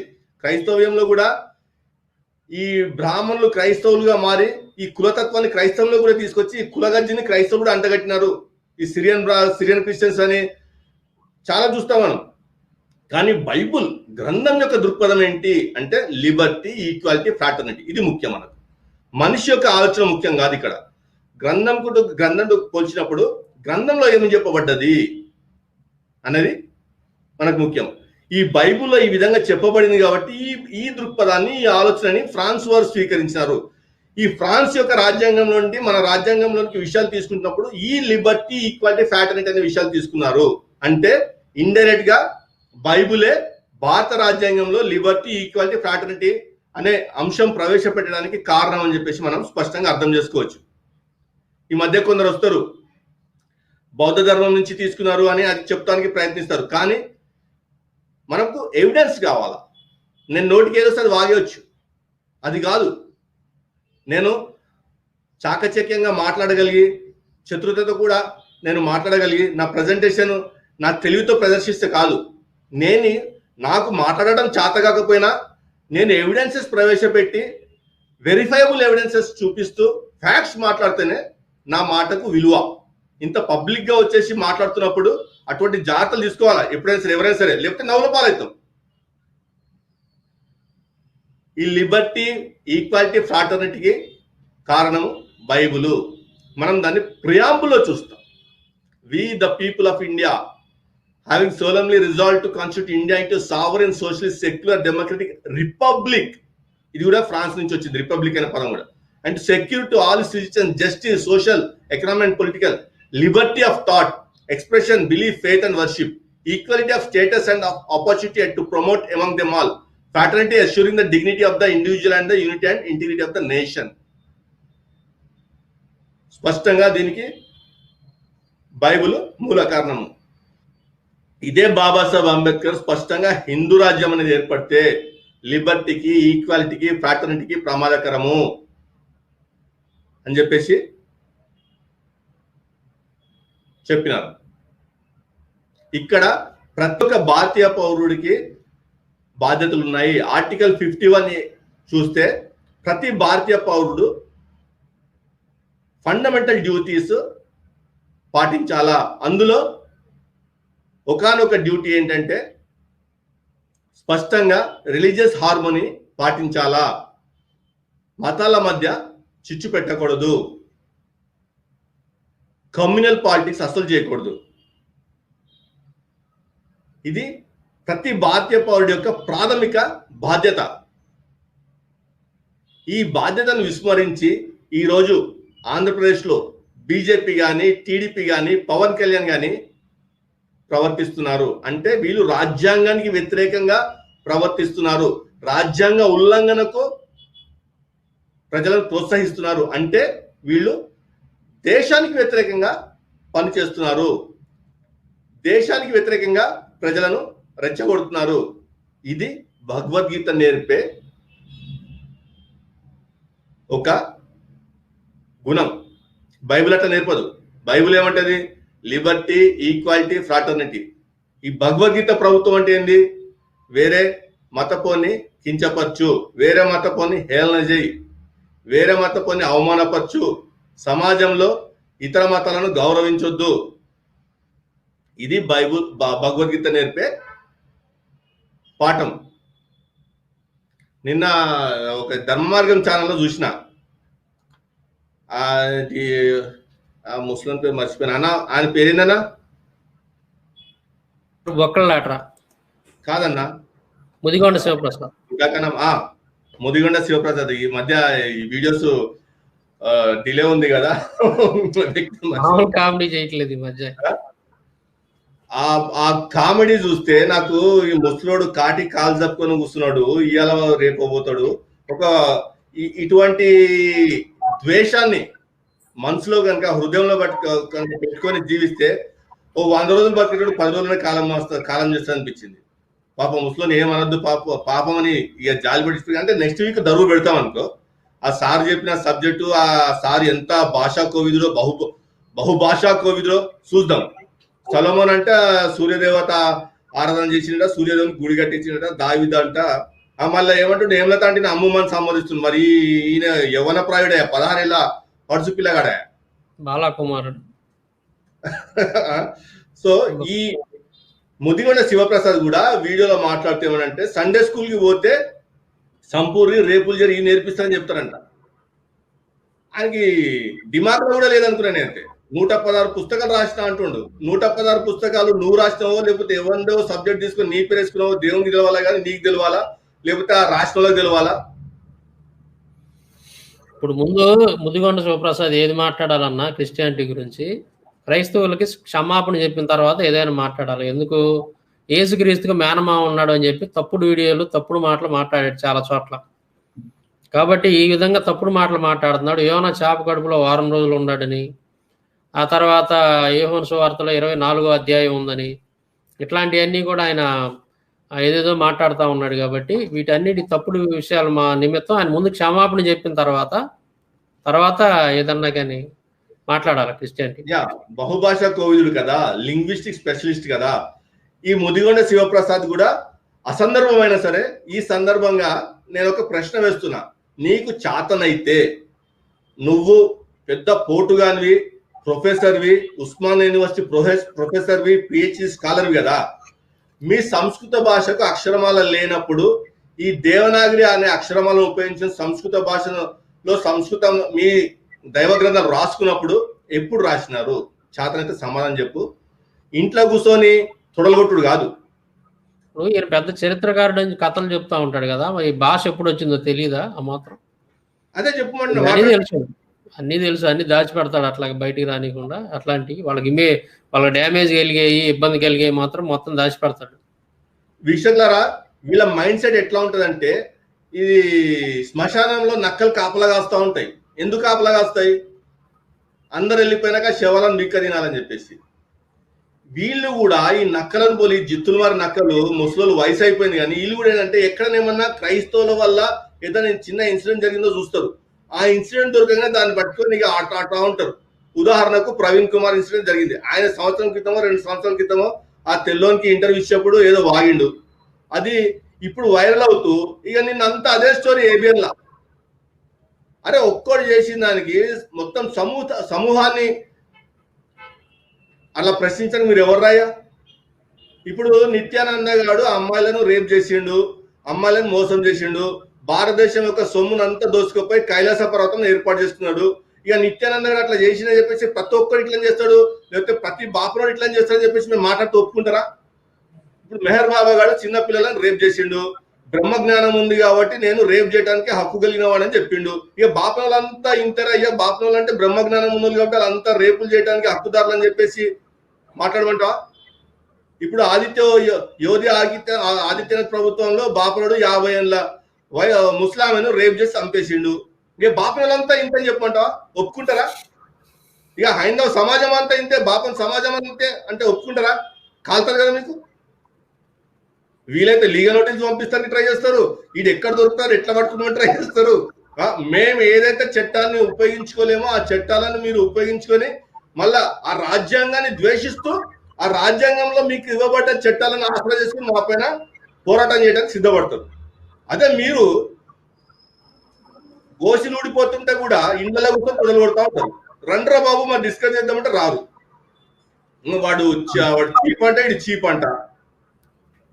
సో వీక్షకులారా, స్పష్టంగా మీరు బైబుల్ ఏం చేసింది, భగవద్గీత ఏం చేసింది అనే విషయానికి వస్తే, భగవద్గీత సమాజాన్ని విడగొట్టింది, బైబుల్ సమాజాన్ని ఐక్యంగా ఉంచడానికి ప్రోత్సహించింది. లిబర్టీ, ఈక్వాలిటీ, ఫ్రాటర్నిటీ అనే విషయాలు బైబుల్ ద్వారా ప్రేరేపబడి ఫ్రాన్స్ ప్రభుత్వం తీసుకుంటే, ఫ్రాన్స్ ప్రభుత్వం దగ్గర నుంచి బాబాసాహెబ్ అంబేద్కర్ గారు మన భారతదేశ రాజ్యాంగంలో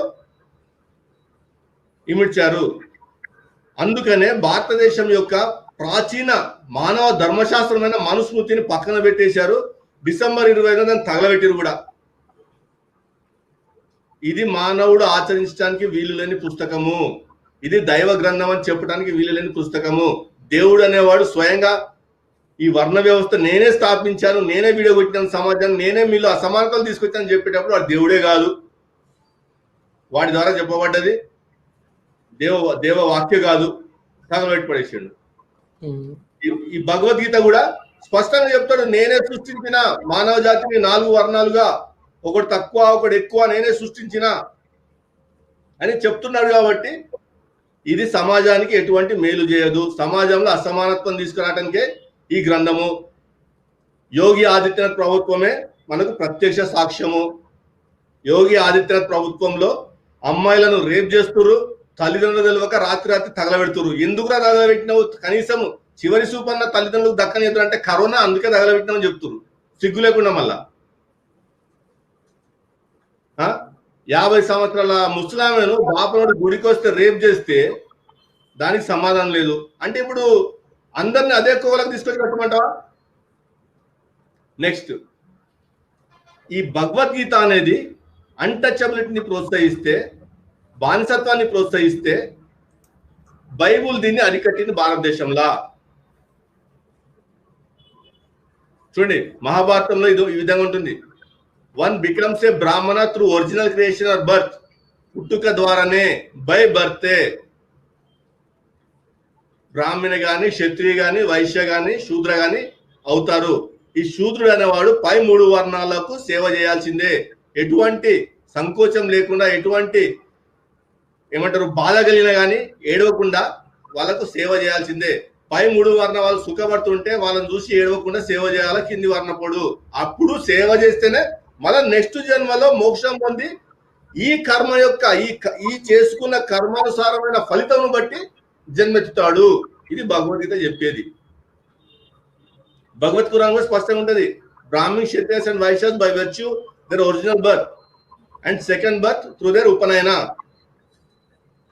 చూడండి, పాణిని అష్టాధ్యాయులు కూడా స్పష్టంగా a Shudra who can take food from the dish of higher class without permanently defining that vessel is called an anirvasita Shudra. అంటే ఈ తారతమ్యాలు సమాజంలో భగవద్గీత లేకపోతే వారి దేవుడు నేనే చెప్పినని చెప్పుకుంటాడు కదా, ఆ దేవుడి ద్వారా పెట్టబడిన తారతమ్యాల వల్ల ఏ విధంగా శూద్రుడు పైవర్ణల వారి యొక్క గిన్నెలో ముట్టుకుంటాను కూడా పాత్రుడు కాదు. వాళ్ళ బుక్స్ లో ఉన్నాయి స్పష్టంగా రాయబడి. శూద్రుడు ఎదురు పడితే బ్లెస్సింగ్ కూడా చెప్పకూడదు.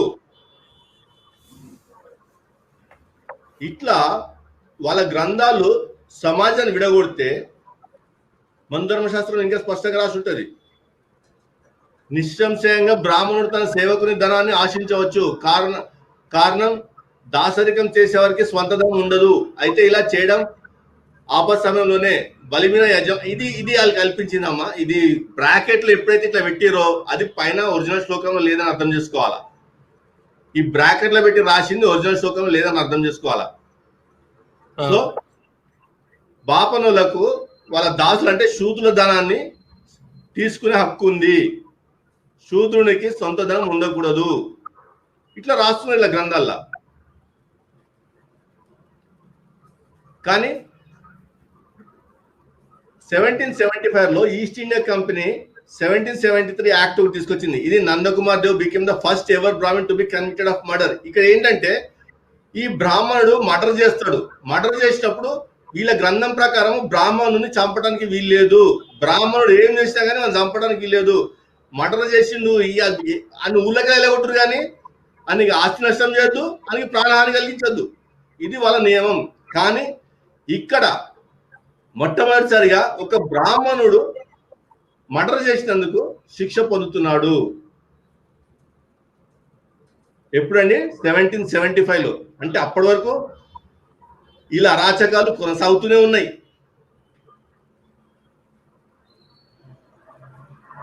అలాగే 1795లో first time Shudras were granted the right to own property.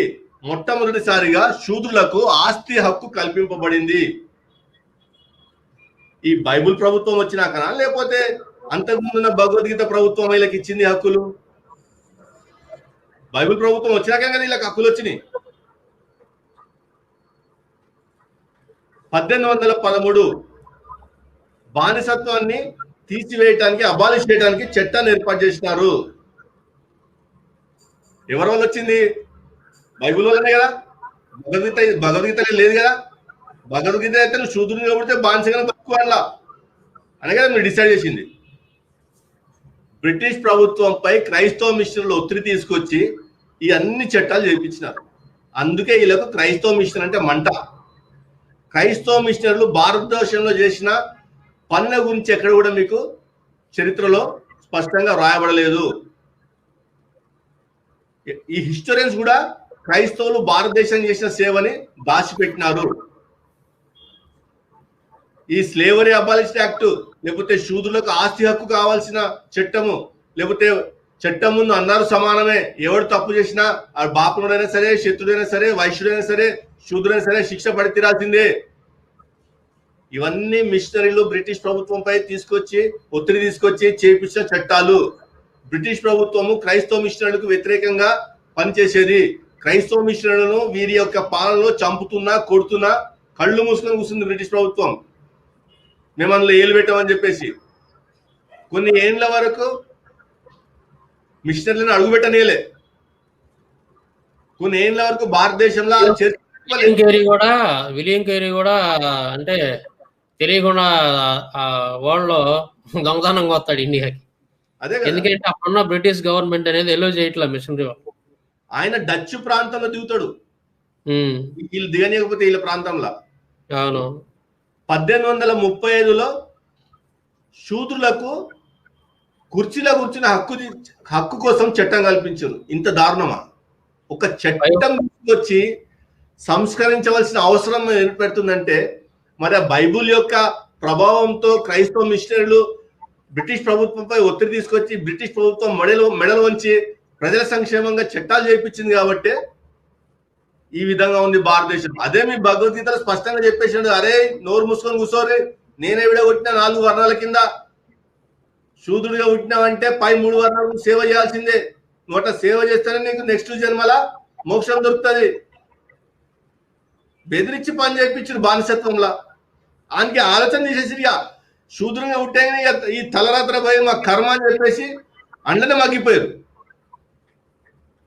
ఈ బ్రిటిష్ ప్రభుత్వం కూడా ఈ బాపలకు వంత పాడుతున్నప్పుడు క్రైస్తవ మిషనరీలు ప్రెషర్ తీసుకొచ్చి వీళ్ళపై తీసుకొచ్చి మీరు ఏ విధంగా వ్యతిరేకంగా బైబిల్కి వ్యతిరేకంగా పాలన చేస్తారు, మీరు ఏ విధంగా అమానవీయ చర్యలను సమర్థిస్తారు అని చెప్పేసి వాళ్ళ మెడ వంచి ప్రభుత్వంతో పని చేయించింది బైబిల్.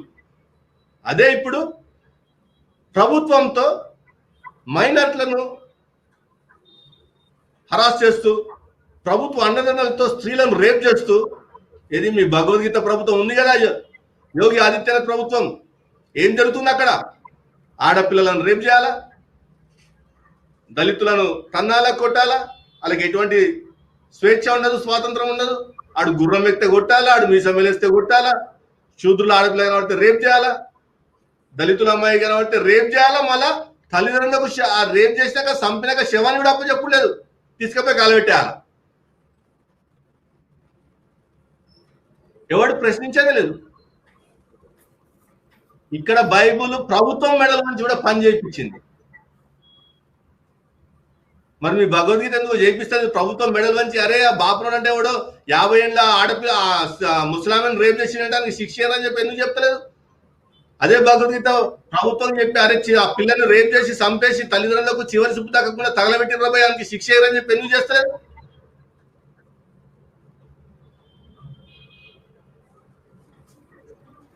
చూడండి, ఇంతకుముందు చెప్పాను, బైబుల్ గ్రంథంలో దేవుడు తన స్వరూపమందు నరుని సృజించను, దేవుని స్వరూపమందు వారిని సృజించను, స్త్రీని గాను పురుషి గాను వారిని సృజించని చెప్పి స్పష్టంగా దేవుని స్వరూపమందు సృజింపబడ్డారు. సమస్త మానవాళి ఆయన స్వరూపమందు సృజింపబడ్డారు. గలతీ పత్రికలో స్పష్టంగా రాస్తాడు 3వ అధ్యాయంలో 27 నుంచి 28 వచనాలలో క్రీస్తులోనికి బాప్తిస్మం పొందిన మీరందరూ క్రీస్తుని ధరించుకొని ఉన్నారు. ఇందులో యూదులని గ్రీసు దేశస్తులని లేదు, దాసుడని స్వతంత్రులని లేదు, పురుషుడని స్త్రీ అని లేదు, యేసుక్రీస్తునందు మీరందరూ ఏకంగా ఉన్నారు. సమానత్వాన్ని బోధించింది బైబుల్. లిబర్టీ, ఈక్వాలిటీ, ఫ్రాటర్నిటీ, సహోదరత్వాన్ని బోధించింది బైబుల్. అందరూ స్వతంత్రులు అని చెప్పి బోధించింది బైబుల్. అందుకే ఈ బైబుల్ బ్రిటిష్ ప్రభుత్వం మెడలు వంచి భారతదేశంలో సామాజిక సంస్కరణలు తీసుకొచ్చింది. ఏ భగవద్గీత అయితే భారతదేశంలో అసమానత్వాన్ని తీసుకొచ్చి సామాజికంగా దేశాన్ని విచ్ఛిన్నం చేసిందో దాన్ని పక్కన పెట్టించి బ్రిటిష్ ప్రభుత్వం మెడలు వంచి చట్టం ముందు అందరూ సమానులే, అటు బాపనుడైనా సరే, శూద్రుడైనా సరే, శత్రుడైనా సరే, వైశ్యుడైనా సరే తప్పు చేస్తే శిక్ష పడాల్సిందే అని బాపనుడు తప్పు చేసినా శిక్షించింది. శూద్రులకు ఆస్తి హక్కు కలిగి ఉండాలా అని బైబుల్ బ్రిటిష్ ప్రభుత్వం మెడలు వంచి ఆస్తి హక్కు కల్పించింది. మరి నీ భగవద్గీత ఏం చెప్పింది? నీ మనుధర్మశాస్త్రం ఏం చెప్పింది? అలా ఆస్తిని దోసుకో, అలాగ ఆస్తి హక్కు ఉండకూడదు, అలాగ ఆస్తి వాళ్ళకి పెరిగే మీ మాట అయినారు, వాళ్ళు మీకు లోబడి మీ మాట వినాలంటే వాళ్ళకి ఆస్తి ఉండొద్దు. ఇప్పుడు కూడా అదే చేస్తున్నారు కదా మీరు. మీ ఆ భగవద్గీత ప్రభుత్వం ఏం చేస్తుంది? అన్ని ప్రైవేటీకరణ చేస్తుంది. ప్రైవేటీకరణ చేస్తూ ఆస్తి అంతా ఎవరి దగ్గర పెడుతుంది? ఆదాని అంబానీ దగ్గర పెడుతుంది. వీళ్ళు ఏ వర్ణపులు? ఆదాని అంబానీ. వైశ్యులు, శూద్రుల దగ్గర ధనం ఉండకూడదు, శూద్రుల దగ్గర ఆస్తి ఉండకూడదు, అన్ని వ్యాపారాలను తీసుకుపోయి మనకి అప్పచెప్తూ. గవర్నమెంట్ సంస్థలు ప్రైవేటీకరణ అయితే ఇక్కడ శూద్రులకు అందులో ప్రవేశము క్లోజ్. ఎందుకంటే పాలన అంతా వాని చేతిలో పోతుంది, వాని ఇష్టానుసారంగా వాడు అపాయింట్ చేసుకుంటాడు. వీళ్ళకు రిజర్వేషన్ కానీ ఏమి ఉండదు. ఇప్పుడు కూడా అదే చేస్తుంది మీ భగవద్గీత ప్రభుత్వం.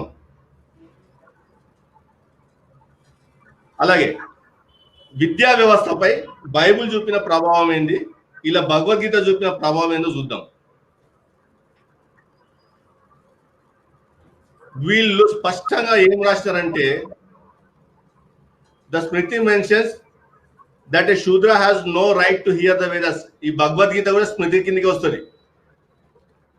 ద స్మృతి మెన్షన్స్ దట్ ఏ శూద్ర has no right to hear the Vedas, no right to study the Vedas and no right to acquire the meaning of the Vedas.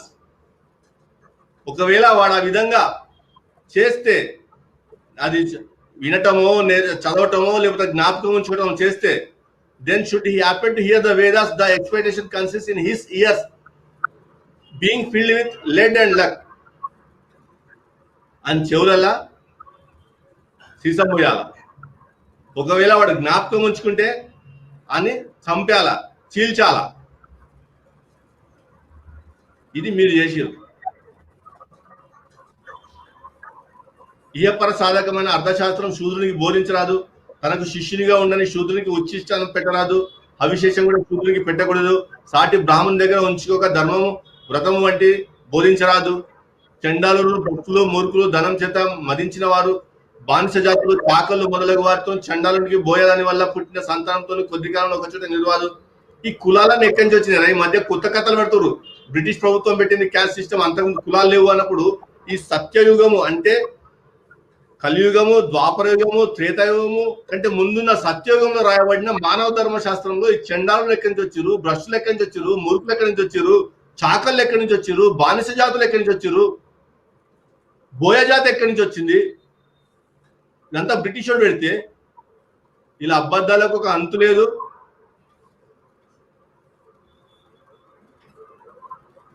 (1813) చట్టం తీసుకురాబడ్డది, right to education to the people of all caste and religions. మీ భగవద్గీత ప్రభుత్వము ఆడు చదువుకుంటే ఆ నాలుక జీరేని, ఆడది జ్ఞాపకం పెట్టుకుంటే అని చంపేసేరి, ఆడది ఇంటే అని చెవులో సీసం పోయినని చెప్పి నేర్పిస్తే ఈ బైబుల్ ఏం చేసిందంటే ఈ బ్రిటిష్ ప్రభుత్వము ద్వారా అందరికీ విద్య అందుబాటులో తీసుకొచ్చింది. అందరూ అర్హులే చదువుకున్నటకు. బాపురుడని కానీ, శూద్రుడని కానీ, శత్రుడని కానీ, వైశ్యుడని కానీ తేడా లేదు. అందరికీ విద్య చెందవలసిందే. మీరు స్త్రీలను కూడా విద్యకు దూరం చేసి పడేసారు. స్త్రీలకు కూడా విద్య తప్పనిసరిగా ఉండాల్సిందే అని చెప్పి స్త్రీలకు కూడా విద్యా సంస్థలు ఏర్పాటు చేసి స్త్రీలకు విద్య అందించింది బైబుల్ ప్రభుత్వం. 1854లో 3 universities in Calcutta, Madras and Bombay open చేయబడ్డాయి. 1902లో ఈ యూనివర్సిటీ అంటే వీటి గ్రాంట్స్ యూనివర్సిటీ కమిషన్ గా కాన్స్టిట్యూట్ చేయబడింది. మకాలే ఎడ్యుకేషన్ సిస్టమ్ ని ఈ రోజు వీళ్ళు ఇష్టం వచ్చినట్టు మాట్లాడతారు. ఆ మకాలే కనుక ఎడ్యుకేషన్ సిస్టమ్ లేకపోతే మీరు ఇంతటిలో అయ్యేటోళ్ళ. బీజేపీలో ఏ లీడర్ తీసుకొని ఆడు ఏ బైబుల్ స్కూల్ అని చదువుంటాడు.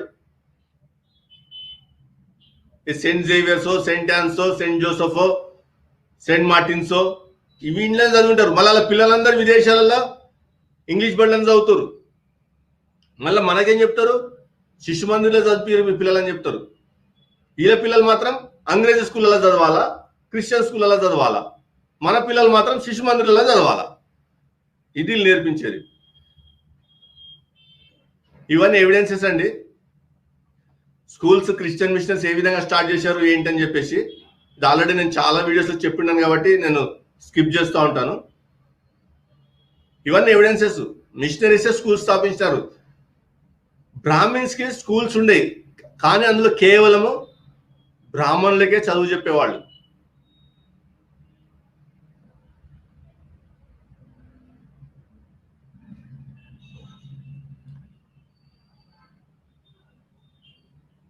ఇక్కడ చూడండి, ఒక ఎగ్జాంపుల్ చూపిస్తాను మీకు.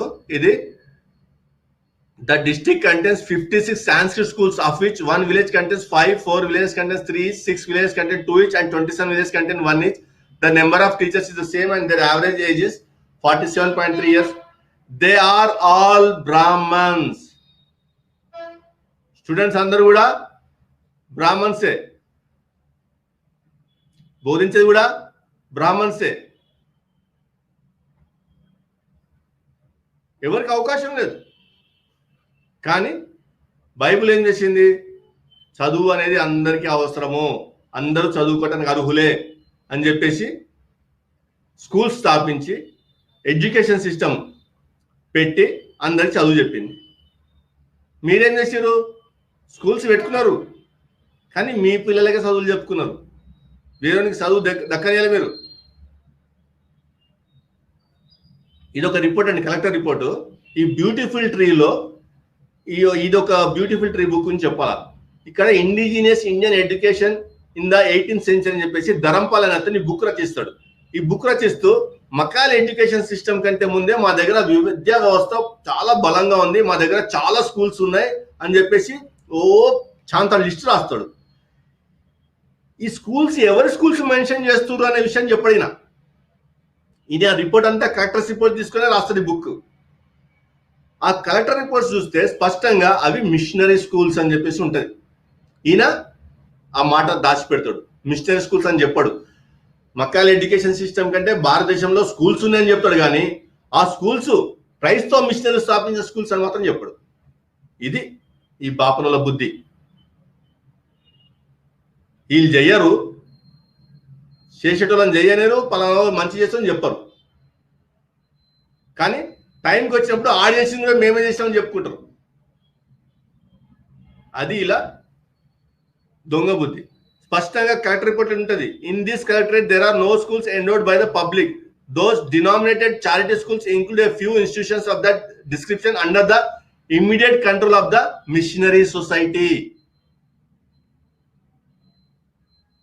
ఈ స్కూల్స్ ఈయన రాస్తాడు. మళ్ళా మా దగ్గర ఎడ్యుకేషన్ సిస్టమ్ అంతకుముందు నుంచి ఉన్నది, కానీ ఆ ఎడ్యుకేషన్ సిస్టమ్ ఎవరిదిరా అంటే చెప్పడం. మళ్ళా మనం ఆధారాలకు వెళ్ళి పరిశీలిస్తే వీడు ఎక్కడి నుంచి తీసుకొని రాసినాడు, ఏ డాక్యుమెంట్స్ లో తీసుకొని ఇవన్నీ ఈ పలానా చోట ఎన్ని స్కూల్స్ ఉన్నాయి రాసిన చూస్తే ఆ డాక్యుమెంట్స్ పరిశీలిస్తే అందులో బయటపడేది ఏంటంటే అవి క్రైస్తవ మిషనరీ స్కూల్స్.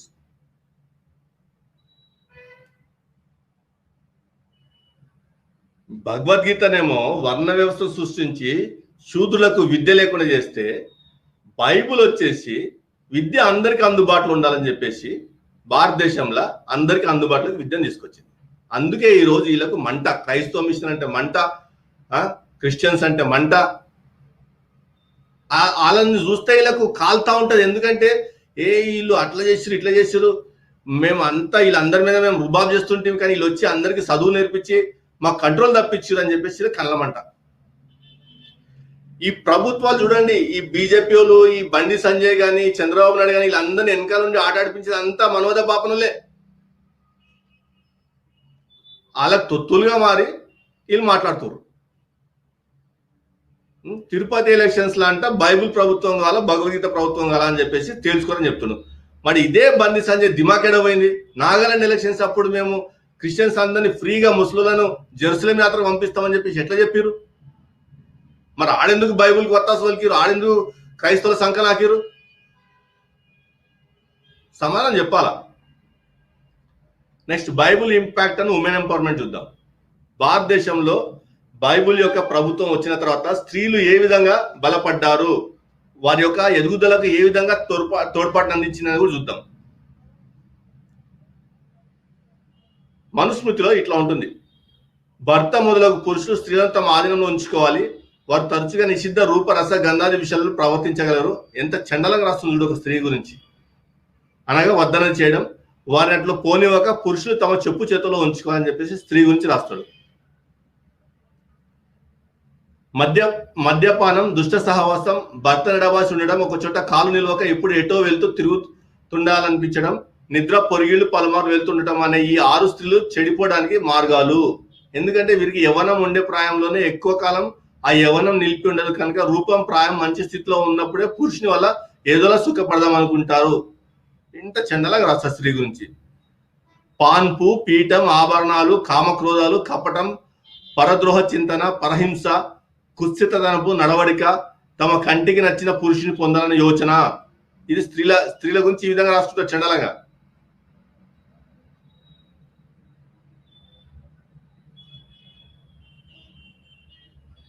వీటన్నిటిని స్త్రీలను పుట్టించిన వాడే మనువు కల్పించాడు. స్త్రీలను పుట్టించిన నాడే మనువు కల్పించాడు కనుక వీరిని కట్టుబాటులో ఉంచాలి. జాత కర్మ నామకరణం స్త్రీలకు మంత్రంతో కూడలేవని ధర్మశాస్త్రాలు అంటున్నాయి. కనుక స్త్రీలు పాపం నుంచి విముక్త పొందని వారని అభిప్రాయం. అంటే స్త్రీలకు పాప విముక్తి లేదు, మంత్ర సంస్కారాలు లేకపోవడం చేత వారిని ధర్మజ్ఞులుగా పరిగణించరాదు. వారి పాపాలు పోకార్చగల మంత్రాలు లేనందువల్ల ప్రయత్నం చేతనే వారిని పాపాలు చేయనివ్వక కాపాడుకోవాలి. స్త్రీలకు వ్యభిచారశీలత స్వాభావికం. ఇంత ఛానల్ రాసుకుంటాడు. స్త్రీలకు వ్యభిచారశీలత స్వాభావికం. ఈ విషయమై వేదవాక్యాలే ప్రమాణాలు. ఆ విధంగా చాలా వేదవాక్యాలు స్త్రీల వ్యభిచారశీలతను ప్రకటిస్తున్నాయి. అందులో ఒకటి దానికి ప్రాచితంగా చెప్పబడిన వాక్యం చెప్తాను నేను చెప్పేసి స్త్రీల గురించి ఈ విధంగా చిత్రీకరించినారు. కానీ మిషనరీలు వచ్చేసి వీళ్లకు ఎడ్యుకేషన్ అందించినారు. వీళ్ళు కూడా స్త్రీల కోసం ఎడ్యుకేషన్ పెట్టినారండి. అది ఏంటో తెలుసా? చూడండి, చదువుతాను. ఈ బ్యూటిఫుల్ లైఫ్ ద బ్యూటిఫుల్ ట్రీలో education of girls and page 43 ఈ విధంగా ఉంటుంది. Hindu girls who attended school though again not in any large number were from the Shudra and other Hindu caste and according to the collectors of Machilipatnam, Madura, Tirunelveli and Coimbatore, most of them were stated to be the dancing girls or girls who were presumably going to the Devadasis in the temples. వీళ్ళు పెట్టిన school ఆడలకు, శూద్రులకు, ఇతర తక్కువ జాతి స్త్రీలకు నాట్యం నేర్పించి వాళ్ళను దేవదాసులుగా గుళ్ళలకు పంపిస్తారు. ఇది వీళ్ళు పెట్టిన స్కూల్ ఆడల కోసం.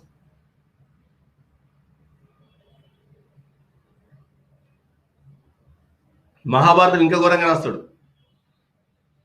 మహాభారతం 1340లో the Shruti declares that women are endued with senses the most powerful, they have no scriptures to follow and that they are living less. అంటే సజీవంగా ఉన్న అబద్ధం అనమాట. అంటే అబద్ధాలు ఆ విధంగా వాళ్ళు చెప్తారనమాట. వాళ్ళు కేవలం and love of sexual companionship these were vested by Brahman upon women. Sex కొరకు పిల్లలు పుట్టిస్తానికి తప్పితే వాళ్ళు ఎందుకు పనికిరాలు. మళ్ళీ ఇదే మహాభారతం ఏం రాస్తారు? There is no creature more sinful ఓసన్ దాన్ ఉమెన్ అంట. She sharp edge of the razor, she poison. విషం అంట, పాము అంట, అగ్ని అంట, ఇంత ఘోరంగా రాస్తాడు ఒక స్త్రీ గురించి. అత్యంత పాపం అనేది ఏమైనా ఉంటే అది స్త్రీ అనంట. ఇలా గ్రంథాలు ఇంత చండాలంగా రాస్తున్నారు. వాళ్ళు ఎందుకు పుట్టించినారంటే మగవాళ్ళకి పడక సుఖం అందించడానికి, వాళ్ళకు పిల్లల్ని కనిపెడతానికి. అదే బైబిల్ ఏం చెప్తుంది? వాళ్ళు ఎందుకు పుట్టించబడ్డారంటే ఆదికాండంలో స్పష్టంగా రాస్తాడు. మరియు దేవుడైన యెహోవా నరుడు ఒంటరిగా ఉండటం మంచిది కాదని, వానికి సాటి అయిన సహాయమును వాని కొరకు చేయదనుకుని చెప్పేసి సాటి అయిన సహాయంగా ఉండటకు సృష్టిస్తాడు. బానిస ఉండటానికి కాదు, సాటి అయిన సహాయంగా ఉండటకు.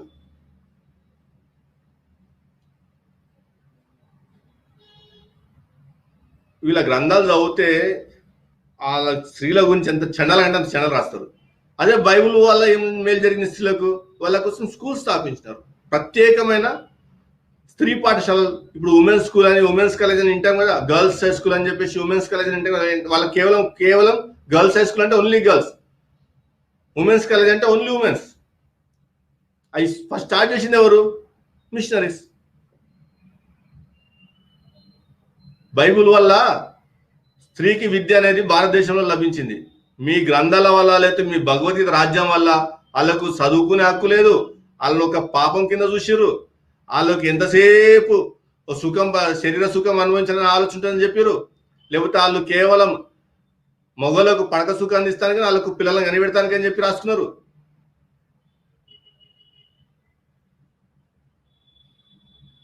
ఇట్లా చెప్పుకుంటూ పోతే బైబిల్ భారతదేశానికి ఎంత మేలు చేసిందో, భగవద్గీత కానీ వీళ్ళ యొక్క ధర్మశాస్త్రాలు కానీ భారతదేశానికి అంత నష్టం చేసింది. ఇప్పటికి చేస్తూనే ఉన్నాయి. బైబిల్ ప్రభావం తగ్గిపోతూ వస్తుంది. భారతదేశము మళ్ళా ఆ పూర్వస్థితికి పోతూ ఉంటుంది. మీకు ఉదాహరణకు యోగి ఆదిత్యనాథ్ ప్రభుత్వమే. ఏదో అక్కర్లేదండి, వాళ్ళ ప్రభుత్వాలను తీసుకొని మనం ఉదాహరణ చెప్పవచ్చు. బైబిల్ ప్రభావం అనేది క్షీణిస్తూ ఉండగా, వారి యొక్క భగవద్గీత ప్రభావం పెరుగుతూ ఉండగా దేశంలో హింస పెరుగుతుంది, స్త్రీలపై అరాచకాలు పెరుగుతున్నాయి. స్త్రీలు పట్టపగలు రేపులు గురవుతారు. పగలు రేపు చేస్తున్నారు, రాత్రికల్లా తగలబెడుతున్నారు సాక్ష్యాధారం లేకుండా. సో ఈ విధంగా మీరు సొంతంగా అనాలిసిస్ చేసుకోండి. ఇప్పుడు నేను చెప్పిన అనుకోండి, నేను ఆడు క్రైస్తవుడు కనుక ఆయన ఇష్టానుసారంగా బైబుల్ సపోర్ట్గా మాట్లాడుకున్నా అని చెప్పేసి ఇట్లా దులిపేస్తారు. అంటే నా మాటలకు వాల్యూ లేకుండా చేస్తారు. కానీ మీకు దేవుడు బుద్ధి జ్ఞానం ఇచ్చినాడు కదా, సొంతంగా పరిశోధించుకునే ఆలోచన ఇచ్చినాడు కదా, మీరు పరిశోధించండి, మీరు పరిశీలించండి, చరిత్రలోకి వెళ్ళండి. వాట్సాప్ యూనివర్సిటీలో చదవకండి. వాట్సాప్ యూనివర్సిటీలో చదివితే ఏది రాదు. మొన్న జ్ఞానిస్ వరల్డ్ లో వెబ్సైట్ లో, అది మన యూట్యూబ్ ఛానల్లో క్యాస్ట్ సిస్టమ్ మీద నేను వీడియో అప్లోడ్ చేసినప్పుడు కింద ఒక స్వీటీ అన్న అకౌంట్ ద్వారా ఒక కామెంట్ పెట్టబడింది. ఏమని పెట్టారంటే, నేను సాంబశివరావు అని మిమ్మల్ని చాలా దూషించినాను, మీ లైవ్స్ లో ఎప్పుడు వచ్చి నేను మిమ్మల్ని దూషిస్తూ మిమ్మల్ని డిస్టర్బ్ చేసేవాడిని. ఆమె అమ్మాయి అబ్బాయి మనకు తెలియదు, ఎందుకంటే స్వీటే ఉంది.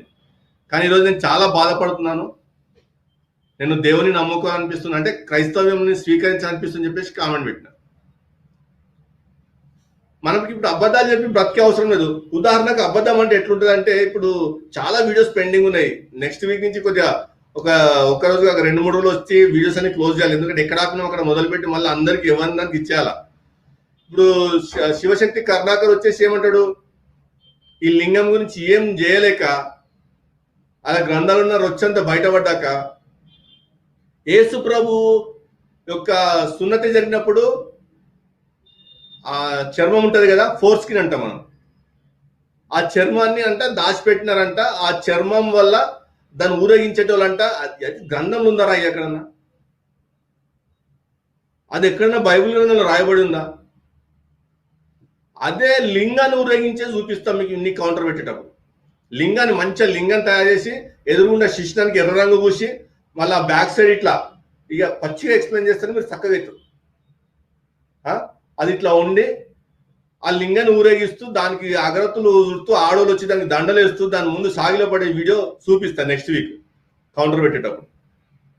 ఇట్లా గ్రంథాల నుంచి తీసి మాట్లాడండి. లేదా ఎవడో క్రైస్తవుడు తప్పు చేస్తే ఇగో చూసినారా, ఆడు ఎవడబ్బా ఆడు కేరళలో ఏమో అబ్బాయి ఏదో వీడియో పెట్టిండంట, ముస్లిం, నేను ఇల్లే అదే ఏదో రేప్ చేసిండంట, చంపేసిండంట, శవ పూజలు చేస్తుండంట అని చెప్పేసి ఆడు ఎవడో చేస్తే ఆడు చేసినదే లేకపోతే ఆయనకి తెలవాలా, లేకపోతే ఆ సాక్ష్యాలను ఇక్కడ పరిశీలించాలి. ఆ వీడియో జోలికి పోలే. ఆ వీడియో గురించి ఆ కౌంటర్ ఇచ్చినప్పుడు ఆ వీడియోని పరిశీలించినప్పుడు నేను చెప్తా. తంత్ర పూజ అంటే ఏముంటుంది అందులో? అర్ధరాత్రి పూట శ్మశానంలో పోయి పూజలు చేసి ఎవడు చేస్తాడు? ఆ మంత్రాలు ఏడున్నాయి? శవ పూజలు ఎవరు చేస్తారు? ఎవరి గ్రంథాలలో ఉన్నాయి? బైబిల్లో ఉందా లేకపోతే మీ గ్రంథాలలో ఉన్నాయా? ప్రామాణిక గ్రంథాలలో ఉన్నాయి మీ.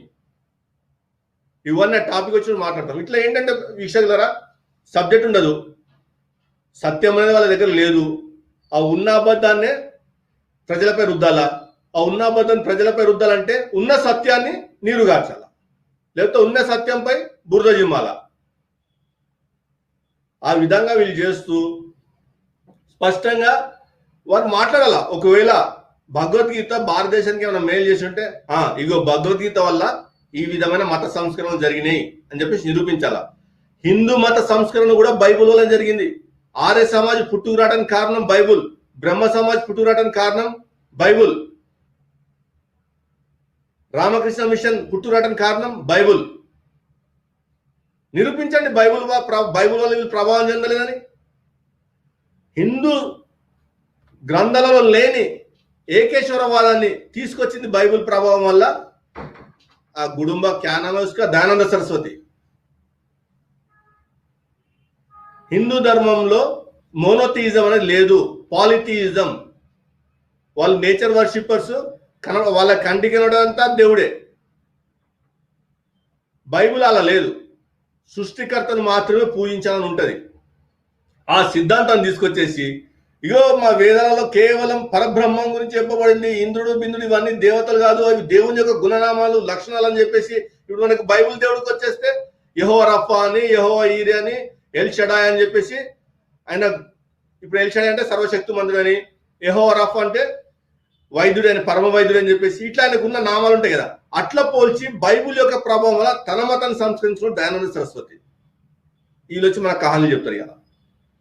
బ్రహ్మ సమాజ్ వచ్చేసేసి వాళ్ళ గ్రంథాలన్నీ ఖండించి అది తప్పు అని బైబుల్ ద్వారా ప్రభావితం చెంది ఆ ఐడియాలజీని తీసుకొచ్చి సపరేట్ గా ఒక సంస్థను స్థాపించుకున్నారు బ్రహ్మ సమాజ్ అనేసి.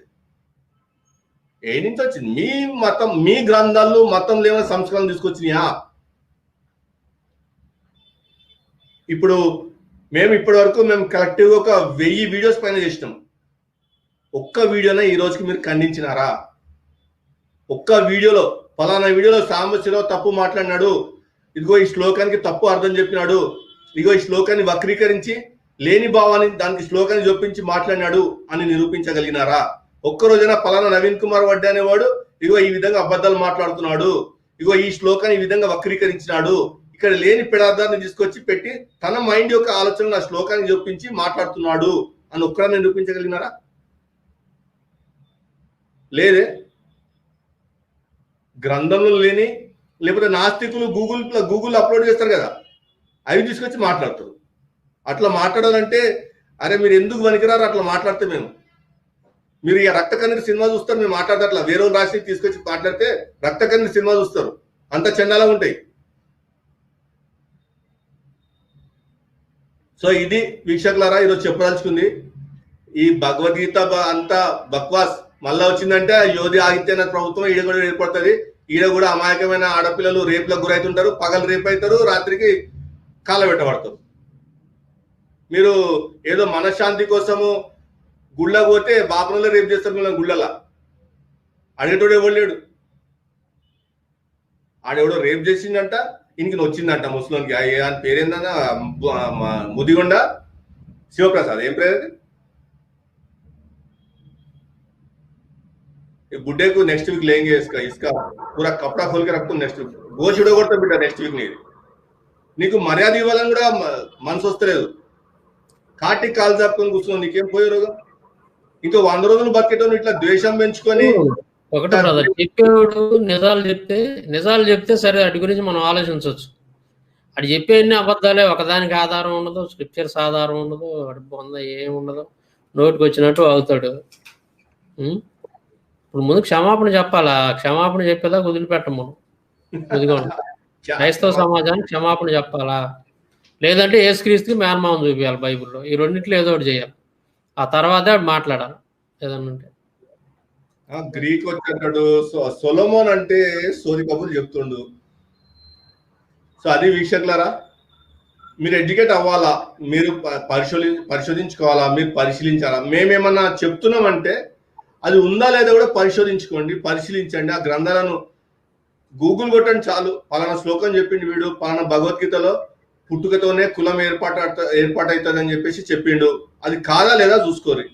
ఇంకొక లాజిక్ కూడా చెప్పిన, కర్మానుసారంగా లేకపోతే గుణానుసారంగా కులం మారుతని చెప్పినారు, అది జరగదు. ఒకవేళ ఈ జన్మలో నేను శూద్రుడిగా పుట్టి, శూద్ర ధర్మము స్పష్టంగా ఎటువంటి ఏమంటారు డీవియేషన్స్ లేకుండా, శూద్రధర్మం తప్పకుండా నేను ఖచ్చితంగా ఉన్నట్టు పాటిస్తే ఈ జన్మ యొక్క కర్మ ప్రభావం యొక్క ఫలితం బట్టి నెక్స్ట్ జన్మ డిసైడ్ అవుతుంది అది. కానీ ఈ జన్మలో కొట్టించుకోవాల్సిందే నేను, అవసరమా?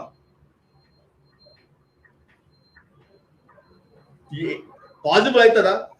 ఈ జన్మలో శూద్రునిగా పుట్టి శూద్రధర్మం నెరవేరుస్తూ ఆ అడ్డమైన గొడిచాకరి చేస్తూ ఇటు ధనం సంపాదించుకోవద్దు, ఇటు జ్ఞానం సంపాదించుకోవద్దు, ఇటు చక్కటి తిండి దొరకదు, నీకు బానిసగా పడి ఉంటూ ఎవడన్నా చేయగలుగుతామా? ఆ ధర్మాన్ని ఎవడన్నా నెరవేర్చగలుగుతామా? నెరవేర్చలేము. అంటే మళ్ళీ నెక్స్ట్ జన్మ కూడా ఈ బాబామర్దులు ఏడముచ్చట్లు పెట్టుకున్నారు. ఆ భగవద్గీత గురించి ఎవడు రాసింది, ఎవరు దేవుని తెలవాలా, అలా తెలవాలా. శాతనైతే భగవద్గీత ఫలానా డేట్ లో ఈ విధంగా ఫలానా వ్యక్తి ఇదిగో ఫలానా అక్షరమాలను ఉపయోగించుకొని రాసిన చెప్పి నిరూపించారు. చాలా తర్వాత చూద్దాం.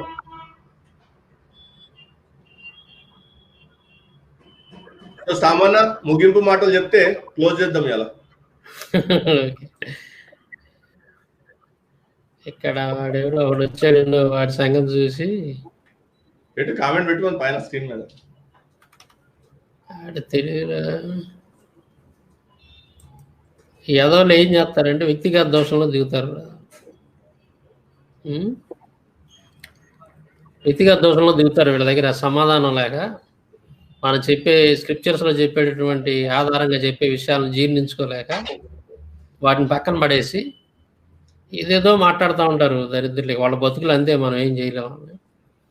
అదే ఇప్పుడు టోటల్గా ఓవరాల్గా మనం చూస్తే మీరు చెప్పిన దాన్ని బట్టి మనకు అర్థమైన విషయం ఏంటంటే, క్రైస్తవ మిషనరీలు భారతదేశానికి రాకముందు పరిస్థితి చాలా దారుణంగా ఉంది. వాటిలో మనం ప్రధానంగా కనుక చూస్తే ఈ మతాన్ని కొంతమంది బ్రాహ్మణవాదులు మనువాదాన్ని మాత్రం పుష్కలంగా భారతదేశం నుండి నింపేసి వాళ్ళు చేసినటువంటి ప్రధానమైనటువంటి ఘోరాలు ఏంటి అని అంటే, స్త్రీలను తగలబెట్టడం, సతీ సహగమనం అనేది ఒకటి, పసిపిల్లలకు పాలు తాగే పిల్లలకు పెళ్లిళ్ళు చేయటం ఒకటి. అంటే క్రైస్తవ మిషనరీలు ఇండియాకి రాకముందు జరుగుతున్నటువంటి భయంకరమైనటువంటి ఘోరాలు ఇవన్నీ కూడా. మనం ఇండియా పరిస్థితి ఇప్పుడు కుటుంబం అనే భాగం వచ్చినప్పుడు కుటుంబంలో సతీ సహగమనము, బాల్య వివాహాలు, వితంతు పునర్వివాహాలు ఇవన్నీ మాట్లాడాల.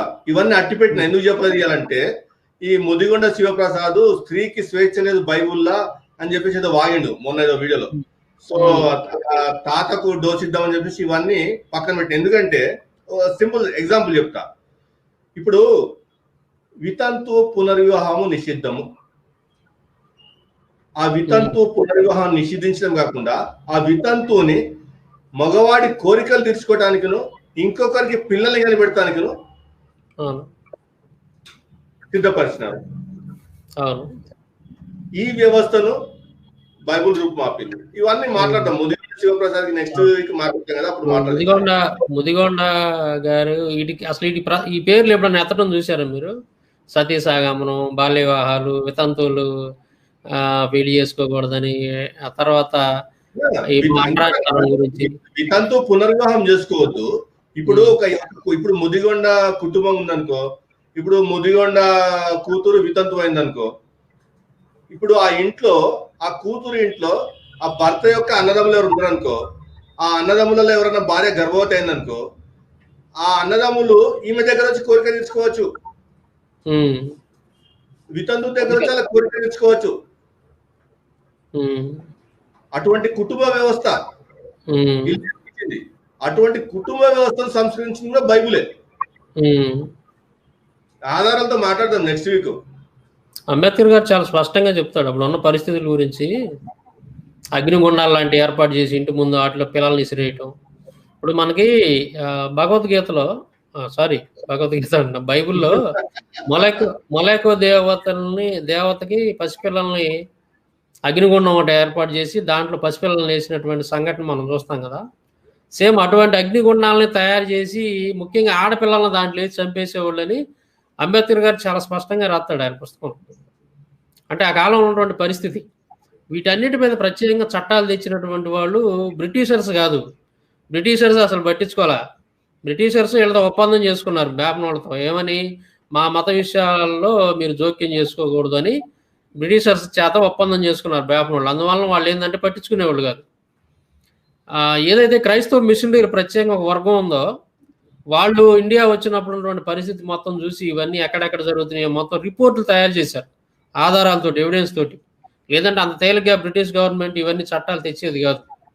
ఆ కాలంలో ఉన్నటువంటి జనరల్, ఆయన పేరు ఏదో ఉంది, విలియం బెంటింగ్ అనుకుంటా, విలియం బెంటింగ్ ఏదో ఉంది ఆయన పేరు.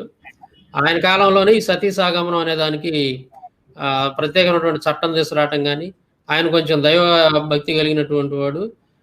ఈ క్రైస్తవ మిషనరీలు అక్కడక్కడ ఆయా ప్రాంతాల్లో తిరిగి రిపోర్ట్లు తయారు చేసి ఆ రిపోర్ట్లు మొత్తం కూడా ఆధారాలతో గవర్నమెంట్ సమర్పించిన తర్వాత అప్పుడు ఇవన్నీ చూసి వాళ్ళు చెల్లించిపోయి చట్టాలను తీసుకొని వచ్చారనమాట.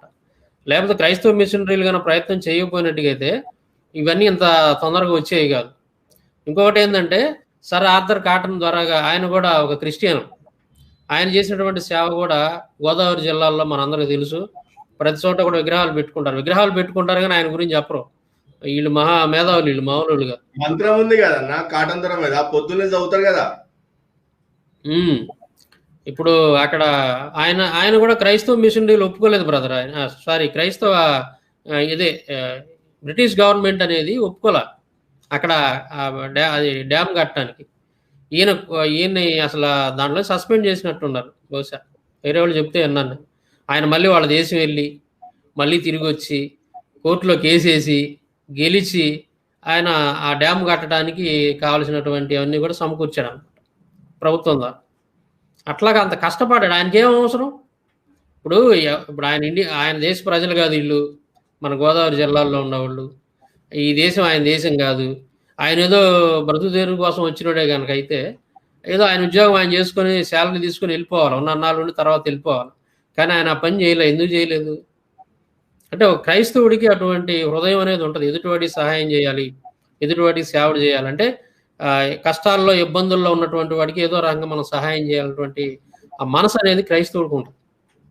వాడు అధికార స్థానంలో ఉండని, ఏ స్థానంలో అన్నా ఉండని, కానీ అటువంటి హృదయం అనేది ఉంటుంది అనమాట. అందుకే ఇక్కడ ఆ సందర్భం వచ్చింది కాబట్టి నేను ఒక విషయం అంటే తర్వాత చెప్తాను. అది మంచి టాపిక్. తర్వాత ఇప్పుడు ఉన్నటువంటి మనం కనుక్కున్నటువంటి టెక్నాలజీని కనుక మనం వాడుతున్నటువంటి టెక్నాలజీ కనుక చూస్తే ఎక్కువ శాతం క్రైస్తవుల విశ్వాసులు కనుక్కున్నవన్నీ కూడా. తర్వాత ఏదైతే ఈ బల్బును కనుక్కున్నాడో థామస్ ఆల్వా ఎడిసన్ కానీ ఆపరేషన్ చేసేటప్పుడు శరీరం ఒక భాగానికి ఎక్కడన్నా ఆపరేషన్ చేయాలి, అక్కడ కొయ్యాలి అని అంటే అక్కడ ముందు మత్తు ఇస్తారు. ఇప్పుడు వరల్డ్ వైడ్గా జరుగుతున్నటువంటి ప్రక్రియ. ఆ మత్తు కనుక ఇవ్వకపోతే ఏమైంది, ఆ నొప్పుకు తట్టుకోలేక డాక్టర్ల మీద కూడా తిరగబడేవాళ్ళు, కొట్టేవాళ్ళు, గందరగోళం అవుతుండేది. పసిపిల్లల పని అయితే చెప్పాల్సిన పని ఉండేది. అటువంటి పరిస్థితుల్లో బైబిల్లో ఉన్నటువంటి ఆదాము ఏదైతే సృష్టిస్తాడో యేసుక్రీస్తు, అంటే ఆదాము గాఢ నిద్రను కలుగు చేసి ఆయన పక్క టెంపుల్ నుంచి ఒక ఎముకను తీసి అవ్వం చేసేటటువంటి అక్కడ ఈయన ఆలోచన అనేది స్టార్ట్ అయింది. అక్కడ ఆదాము కదిలాడలేదు, మెదలాడలేదు. ఆయన శరీరంలోంచి పక్క టెంపుకు తీసినప్పుడు అంటే ఈయన గాఢ నిద్ర కలుగు చేయాలి. అంటే మత్తు అనేది ఆ శస్త్రచికిత్స చేసేటప్పుడు ఒక మత్తు అనేది అక్కడ కనుక మనం ఆ పార్ట్కి ఇవ్వగలిగితే ఈ పేషెంట్కి నొప్పి అనేది తెలియకుండా ఉంటుంది అన్న ఆలోచన బైబిల్ నుంచే పుట్టింది. సర్ జేమ్స్ సిమ్సన్ అనేటువంటి ఆయన తర్వాత అనస్థేసియా అనేటువంటి మెడిసిన్ కనుక్కొని ఈ రోజున ప్రపంచం మొత్తానికి కూడా ఒక ఉపయోగకరమైన పని అనేది చేశాడు. దీని ప్రేరణ కేవలం బైబిల్ మాత్రం. ఇట్లా చెప్పుకుంటా పోతే బైబిల్ అనేక రకాలుగా ఒక ఇండియానే కాదు ప్రపంచవ్యాప్తంగా ప్రతి ఒక్కరికి ఏదో రకం ఉపయోగపడతానే ఉంది బైబిల్ అనేది, ప్రతి ఒక్కరికి కూడా. ఇట్లాంటి బైబిల్ని పట్టుకొని ఎవడో ఒక మతోన్మాది వచ్చి మీకు బైబిల్ కావాలా, భగవద్గీత కావాలని మాట్లాడుతూ ఉంటే హాస్యాస్పదంగా.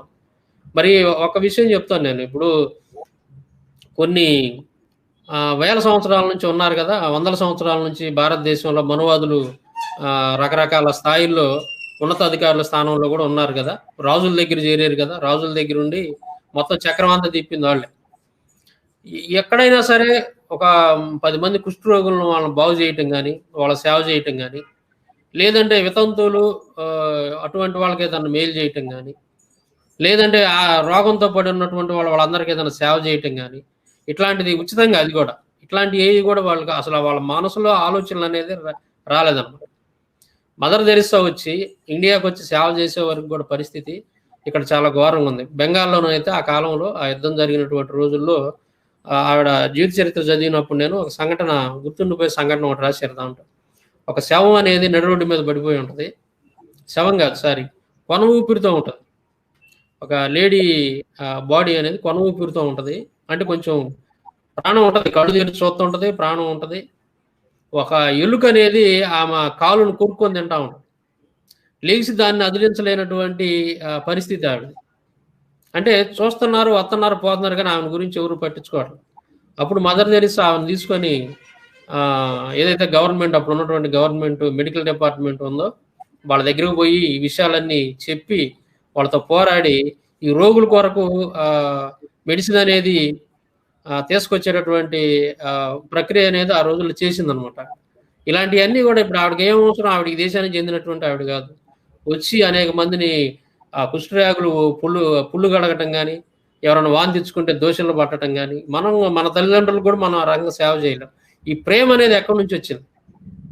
నేను ఏమంటున్నానంటే, ఒక క్రైస్తవుడు కనుక ప్రెసిడెంట్ అయితే, ఒక క్రైస్తవుడు కనుక ఎమ్మెల్యేనో ఎంపీనో కనుక అయితే, ఒక క్రైస్తవుడు కనుక ముఖ్యమంత్రిో ప్రధానమంత్రిో కనుక అయితే ఎలాగ ఉంటుంది పరిస్థితి అని అంటే ఆటోమేటిక్గా వాళ్ళ హృదయంలో ఆ ప్రేమ అనేది వచ్చేసింది. ఒక పేదవాడికి ఏదైనా సహాయం చేద్దాం, ఈ కష్టాల్లో ఉన్న వాళ్ళకి, ఇబ్బందుల్లో ఉన్నటువంటి వాళ్ళకి వాళ్ళ యొక్క అవసరత అనేది తీరుద్దాం అనేది ఆశ అనేది ఆటోమేటిక్గా వచ్చింది అన్నమాట.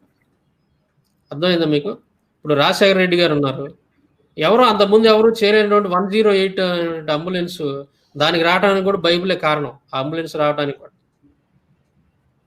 రావడానికి కూడా 108 అనే నెంబర్ రావడానికి కూడా బైబిలే కారణం. దాని మీద నేను రేపు ఒక వీడియో చేస్తాను నేను. అంటే అసలు ప్రపంచం అంతా కూడా ఒక్కసారి ఆశ్చర్యపోయేటటువంటి పరిస్థితి. ఏంది, ఎక్కడన్నా ఒక యాక్సిడెంట్ అయ్యి వాళ్ళు రోడ్డు మీద పడి కొట్టుకులాడుతూ ఉంటే ఎవరు కూడా నాకెందుకు వచ్చిన బాధ, పోలీసు వాళ్ళు ఎవరైనా కొట్టుకుంటే వాళ్ళు 1,00,000 ప్రశ్నలు అడుగుతారు.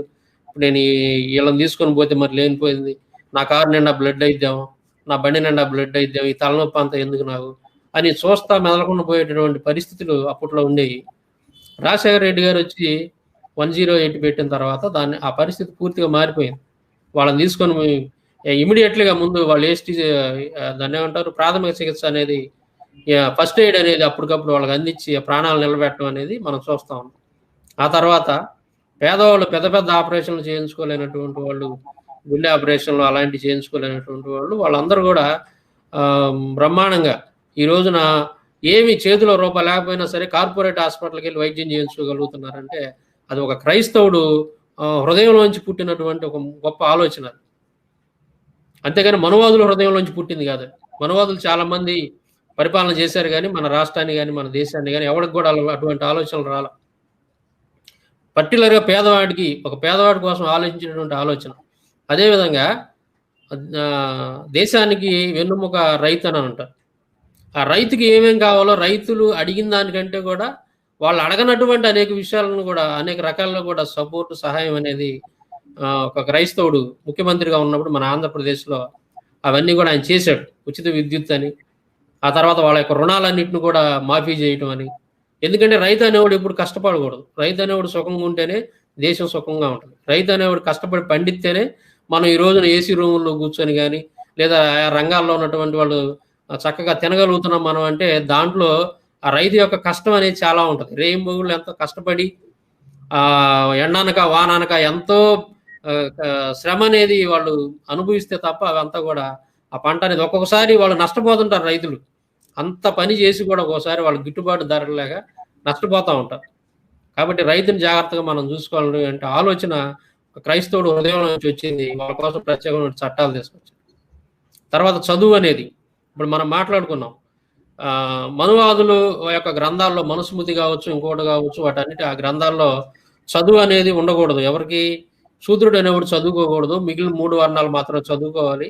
మహాభారతం అనుశాసన పర్వంలో భీష్ముడు కృష్ణుడి సమక్షంలో కృష్ణుడు చెప్పేస్తాడు భీష్ముడి ధర్మరాజుకి, శూద్రుడికి నువ్వు చదువు చెప్పకూడదు, శూద్రుడు చదువు చెబితే ఇలాంటి నష్టాలు ఉంటాయి, వాడు చదువుకుంటే రేపు నేను ఎత్తి మీద తెచ్చి కూర్చుంటాడు, కాబట్టి నువ్వు శూద్రుడు తప్ప మిగతా వాళ్ళందరూ చదువు చెప్పొచ్చు, వాడు మాత్రం బానిసగా నీ దగ్గర పనిచేయాలని కృష్ణుడి దగ్గర నుండి చెప్పిస్తాడు భీష్ముడు. ఇటువంటి పరిస్థితులు ఉన్నటువంటి కాలంలో పేదవాడు ఈ విధంగా అణిచివేయబడ్డాడు. కాబట్టి ఈ రోజున ఒక డాక్టర్ చదవాలన్నా, ఒక ఇంజనీర్ చదవాలన్నా, ఇట్లాంటి పెద్ద పెద్ద చదువులు చదవాలంటే వాళ్ళ దగ్గర డబ్బులు లేక ఆ చదువులు చదవలేక ఆగిపోతా ఉన్నటువంటి పరిస్థితి మనం చూసాం.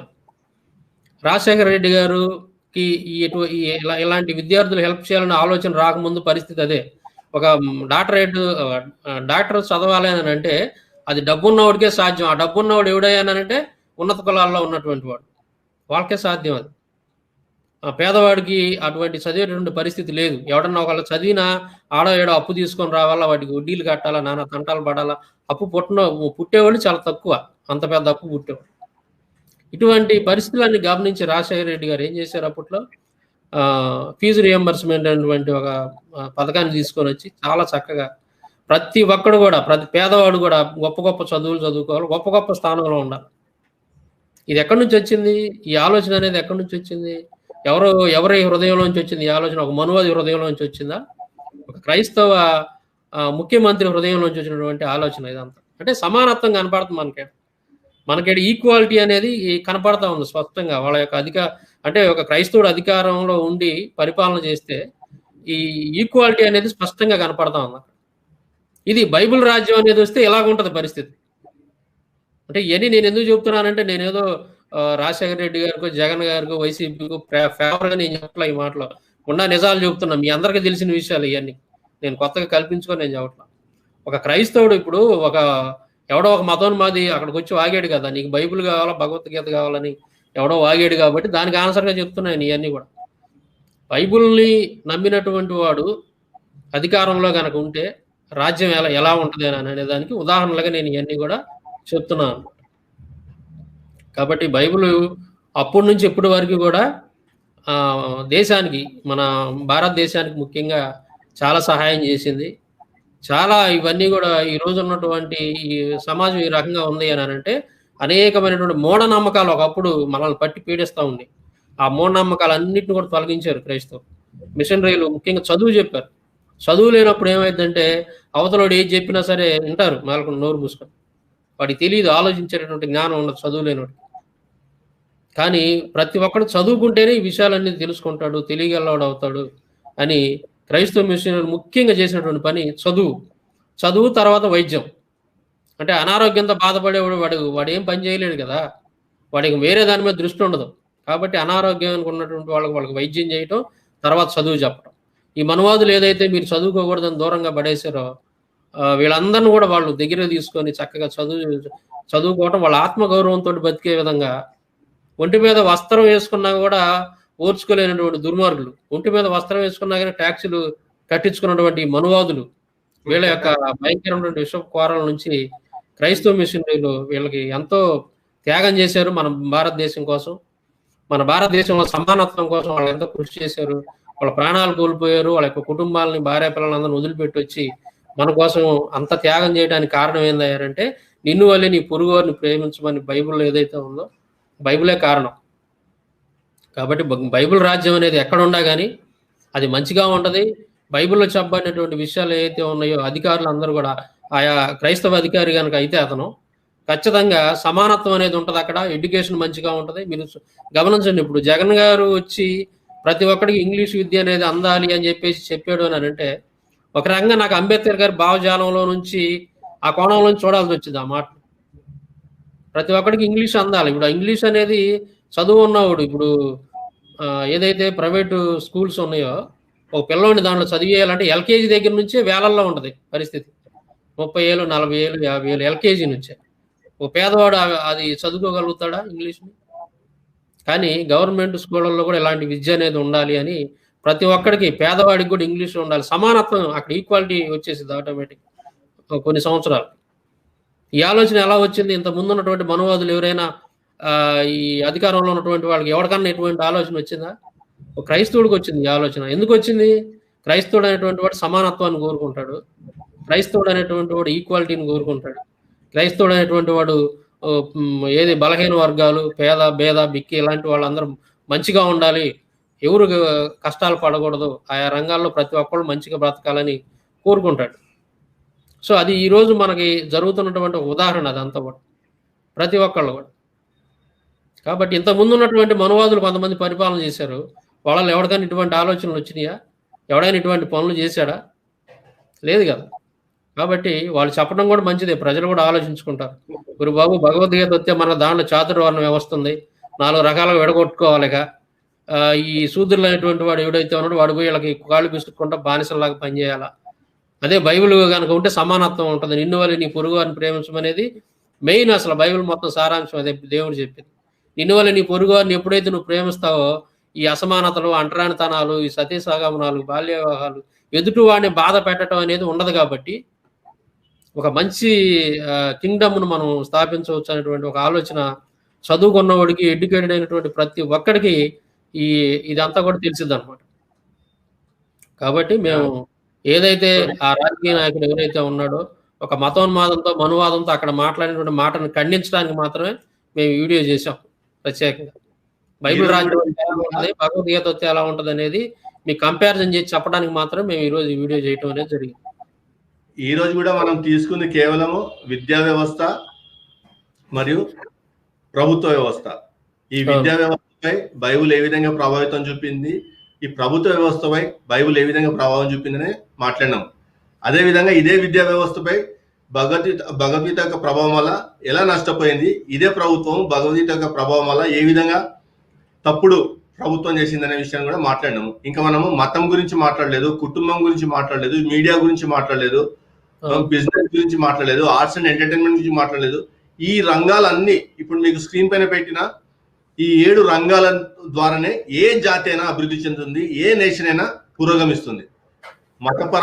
మతపరంగా సరిగా లేదనుకోండి, ఆ దేశం అరాచకానికి లోనవుతుంది, అభివృద్ధి చెందుకోదు. ఇప్పుడు ఉదాహరణకు పాకిస్తాన్ తీసుకున్నాము, లేదా ఈ ముస్లిమ్స్ కంట్రీస్ తీసుకున్నాము. ముస్లిం కంట్రీస్ ఎందుకు ఎక్కువ డెవలప్ కాలేవు? ఎందుకంటే అక్కడ కేవలం మతపరమైన ఇంపార్టెన్స్ వల్ల డెవలప్ కాలేకపోతున్నాయి. ఇప్పుడు సపోజ్ ఇంకొక విషయము, వ్యాపార రంగం తీసుకున్నాము. వ్యాపార రంగం ఏ విధంగా భారతదేశంలో అభివృద్ధి చెందింది, ఈ వ్యాపార రంగం అభివృద్ధి చెందడానికి భారతదేశంలో క్రైస్తవ మిషనరీలు వచ్చినప్పుడు ఏ విధంగా తోడ్పాటు ఇచ్చిన విషయం కూడా ఆలోచిద్దాము. అలాగే కుటుంబ వ్యవస్థ, ముఖ్యంగా ముదిగొండ శివప్రసాద్ గారికి కౌంటర్ ఇచ్చేటప్పుడు మనము ఈ కుటుంబ వ్యవస్థ గురించి ప్రత్యేకించి చూడాలి. ప్రత్యేకించి ఇందులో స్త్రీల పట్ల వీళ్ళు ఏ విధంగా ప్రవర్తించారు అనే విషయాన్ని మనం ప్రత్యేకించి చదువు. ఎందుకంటే ఆయన బైబిల్ నుంచి ఒక వచనం చూపిస్తూ స్త్రీలు నోరెత్తడానికి వీళ్ళని చెప్పేసి పౌలు చెప్పినాడు అని చెప్పేసి ఏదో వాగినాడు కదా. అసలు ఈ కుటుంబ వ్యవస్థలో వీరి గ్రంథాల యొక్క ప్రభావం ఏంటి, ఇదే కుటుంబ వ్యవస్థను భారతదేశంలో బైబిల్ యొక్క ప్రభావం ద్వారా ఏ విధంగా సంస్కరణ తీసుకొచ్చి కుటుంబాలను కట్టారు అనే విషయాన్ని కూడా చూద్దాం. సో నెక్స్ట్ సామాన్ ఎలాగో లైవ్ తీసుకుంటూ ఉంటారు, నాకు వీలోపునల్లా వస్తుంటాను. సో థ్యాంక్ యూ అండి. ఈరోజు ఇక్కడితో లైవ్ ఆపేద్దాము. టెక్నికల్ ప్రాబ్లమ్స్ వల్ల సోదరు మాట్లాడకపోయినారు, దానికి కూడా సారీ అండి మిమ్మల్ని ఇబ్బంది పెట్టినందుకు. థ్యాంక్ యూ అండి, thank you very much. Thank you. ఇప్పటి వరకు లైవ్ను వీక్షించినటువంటి సహోదరులందరూ కూడా మన ప్రభు అయిన యేసుక్రీస్తు నామములో వందనాలు తెలియజేసుకుంటూ సెలవు తీసుకుంటాం. Thank you.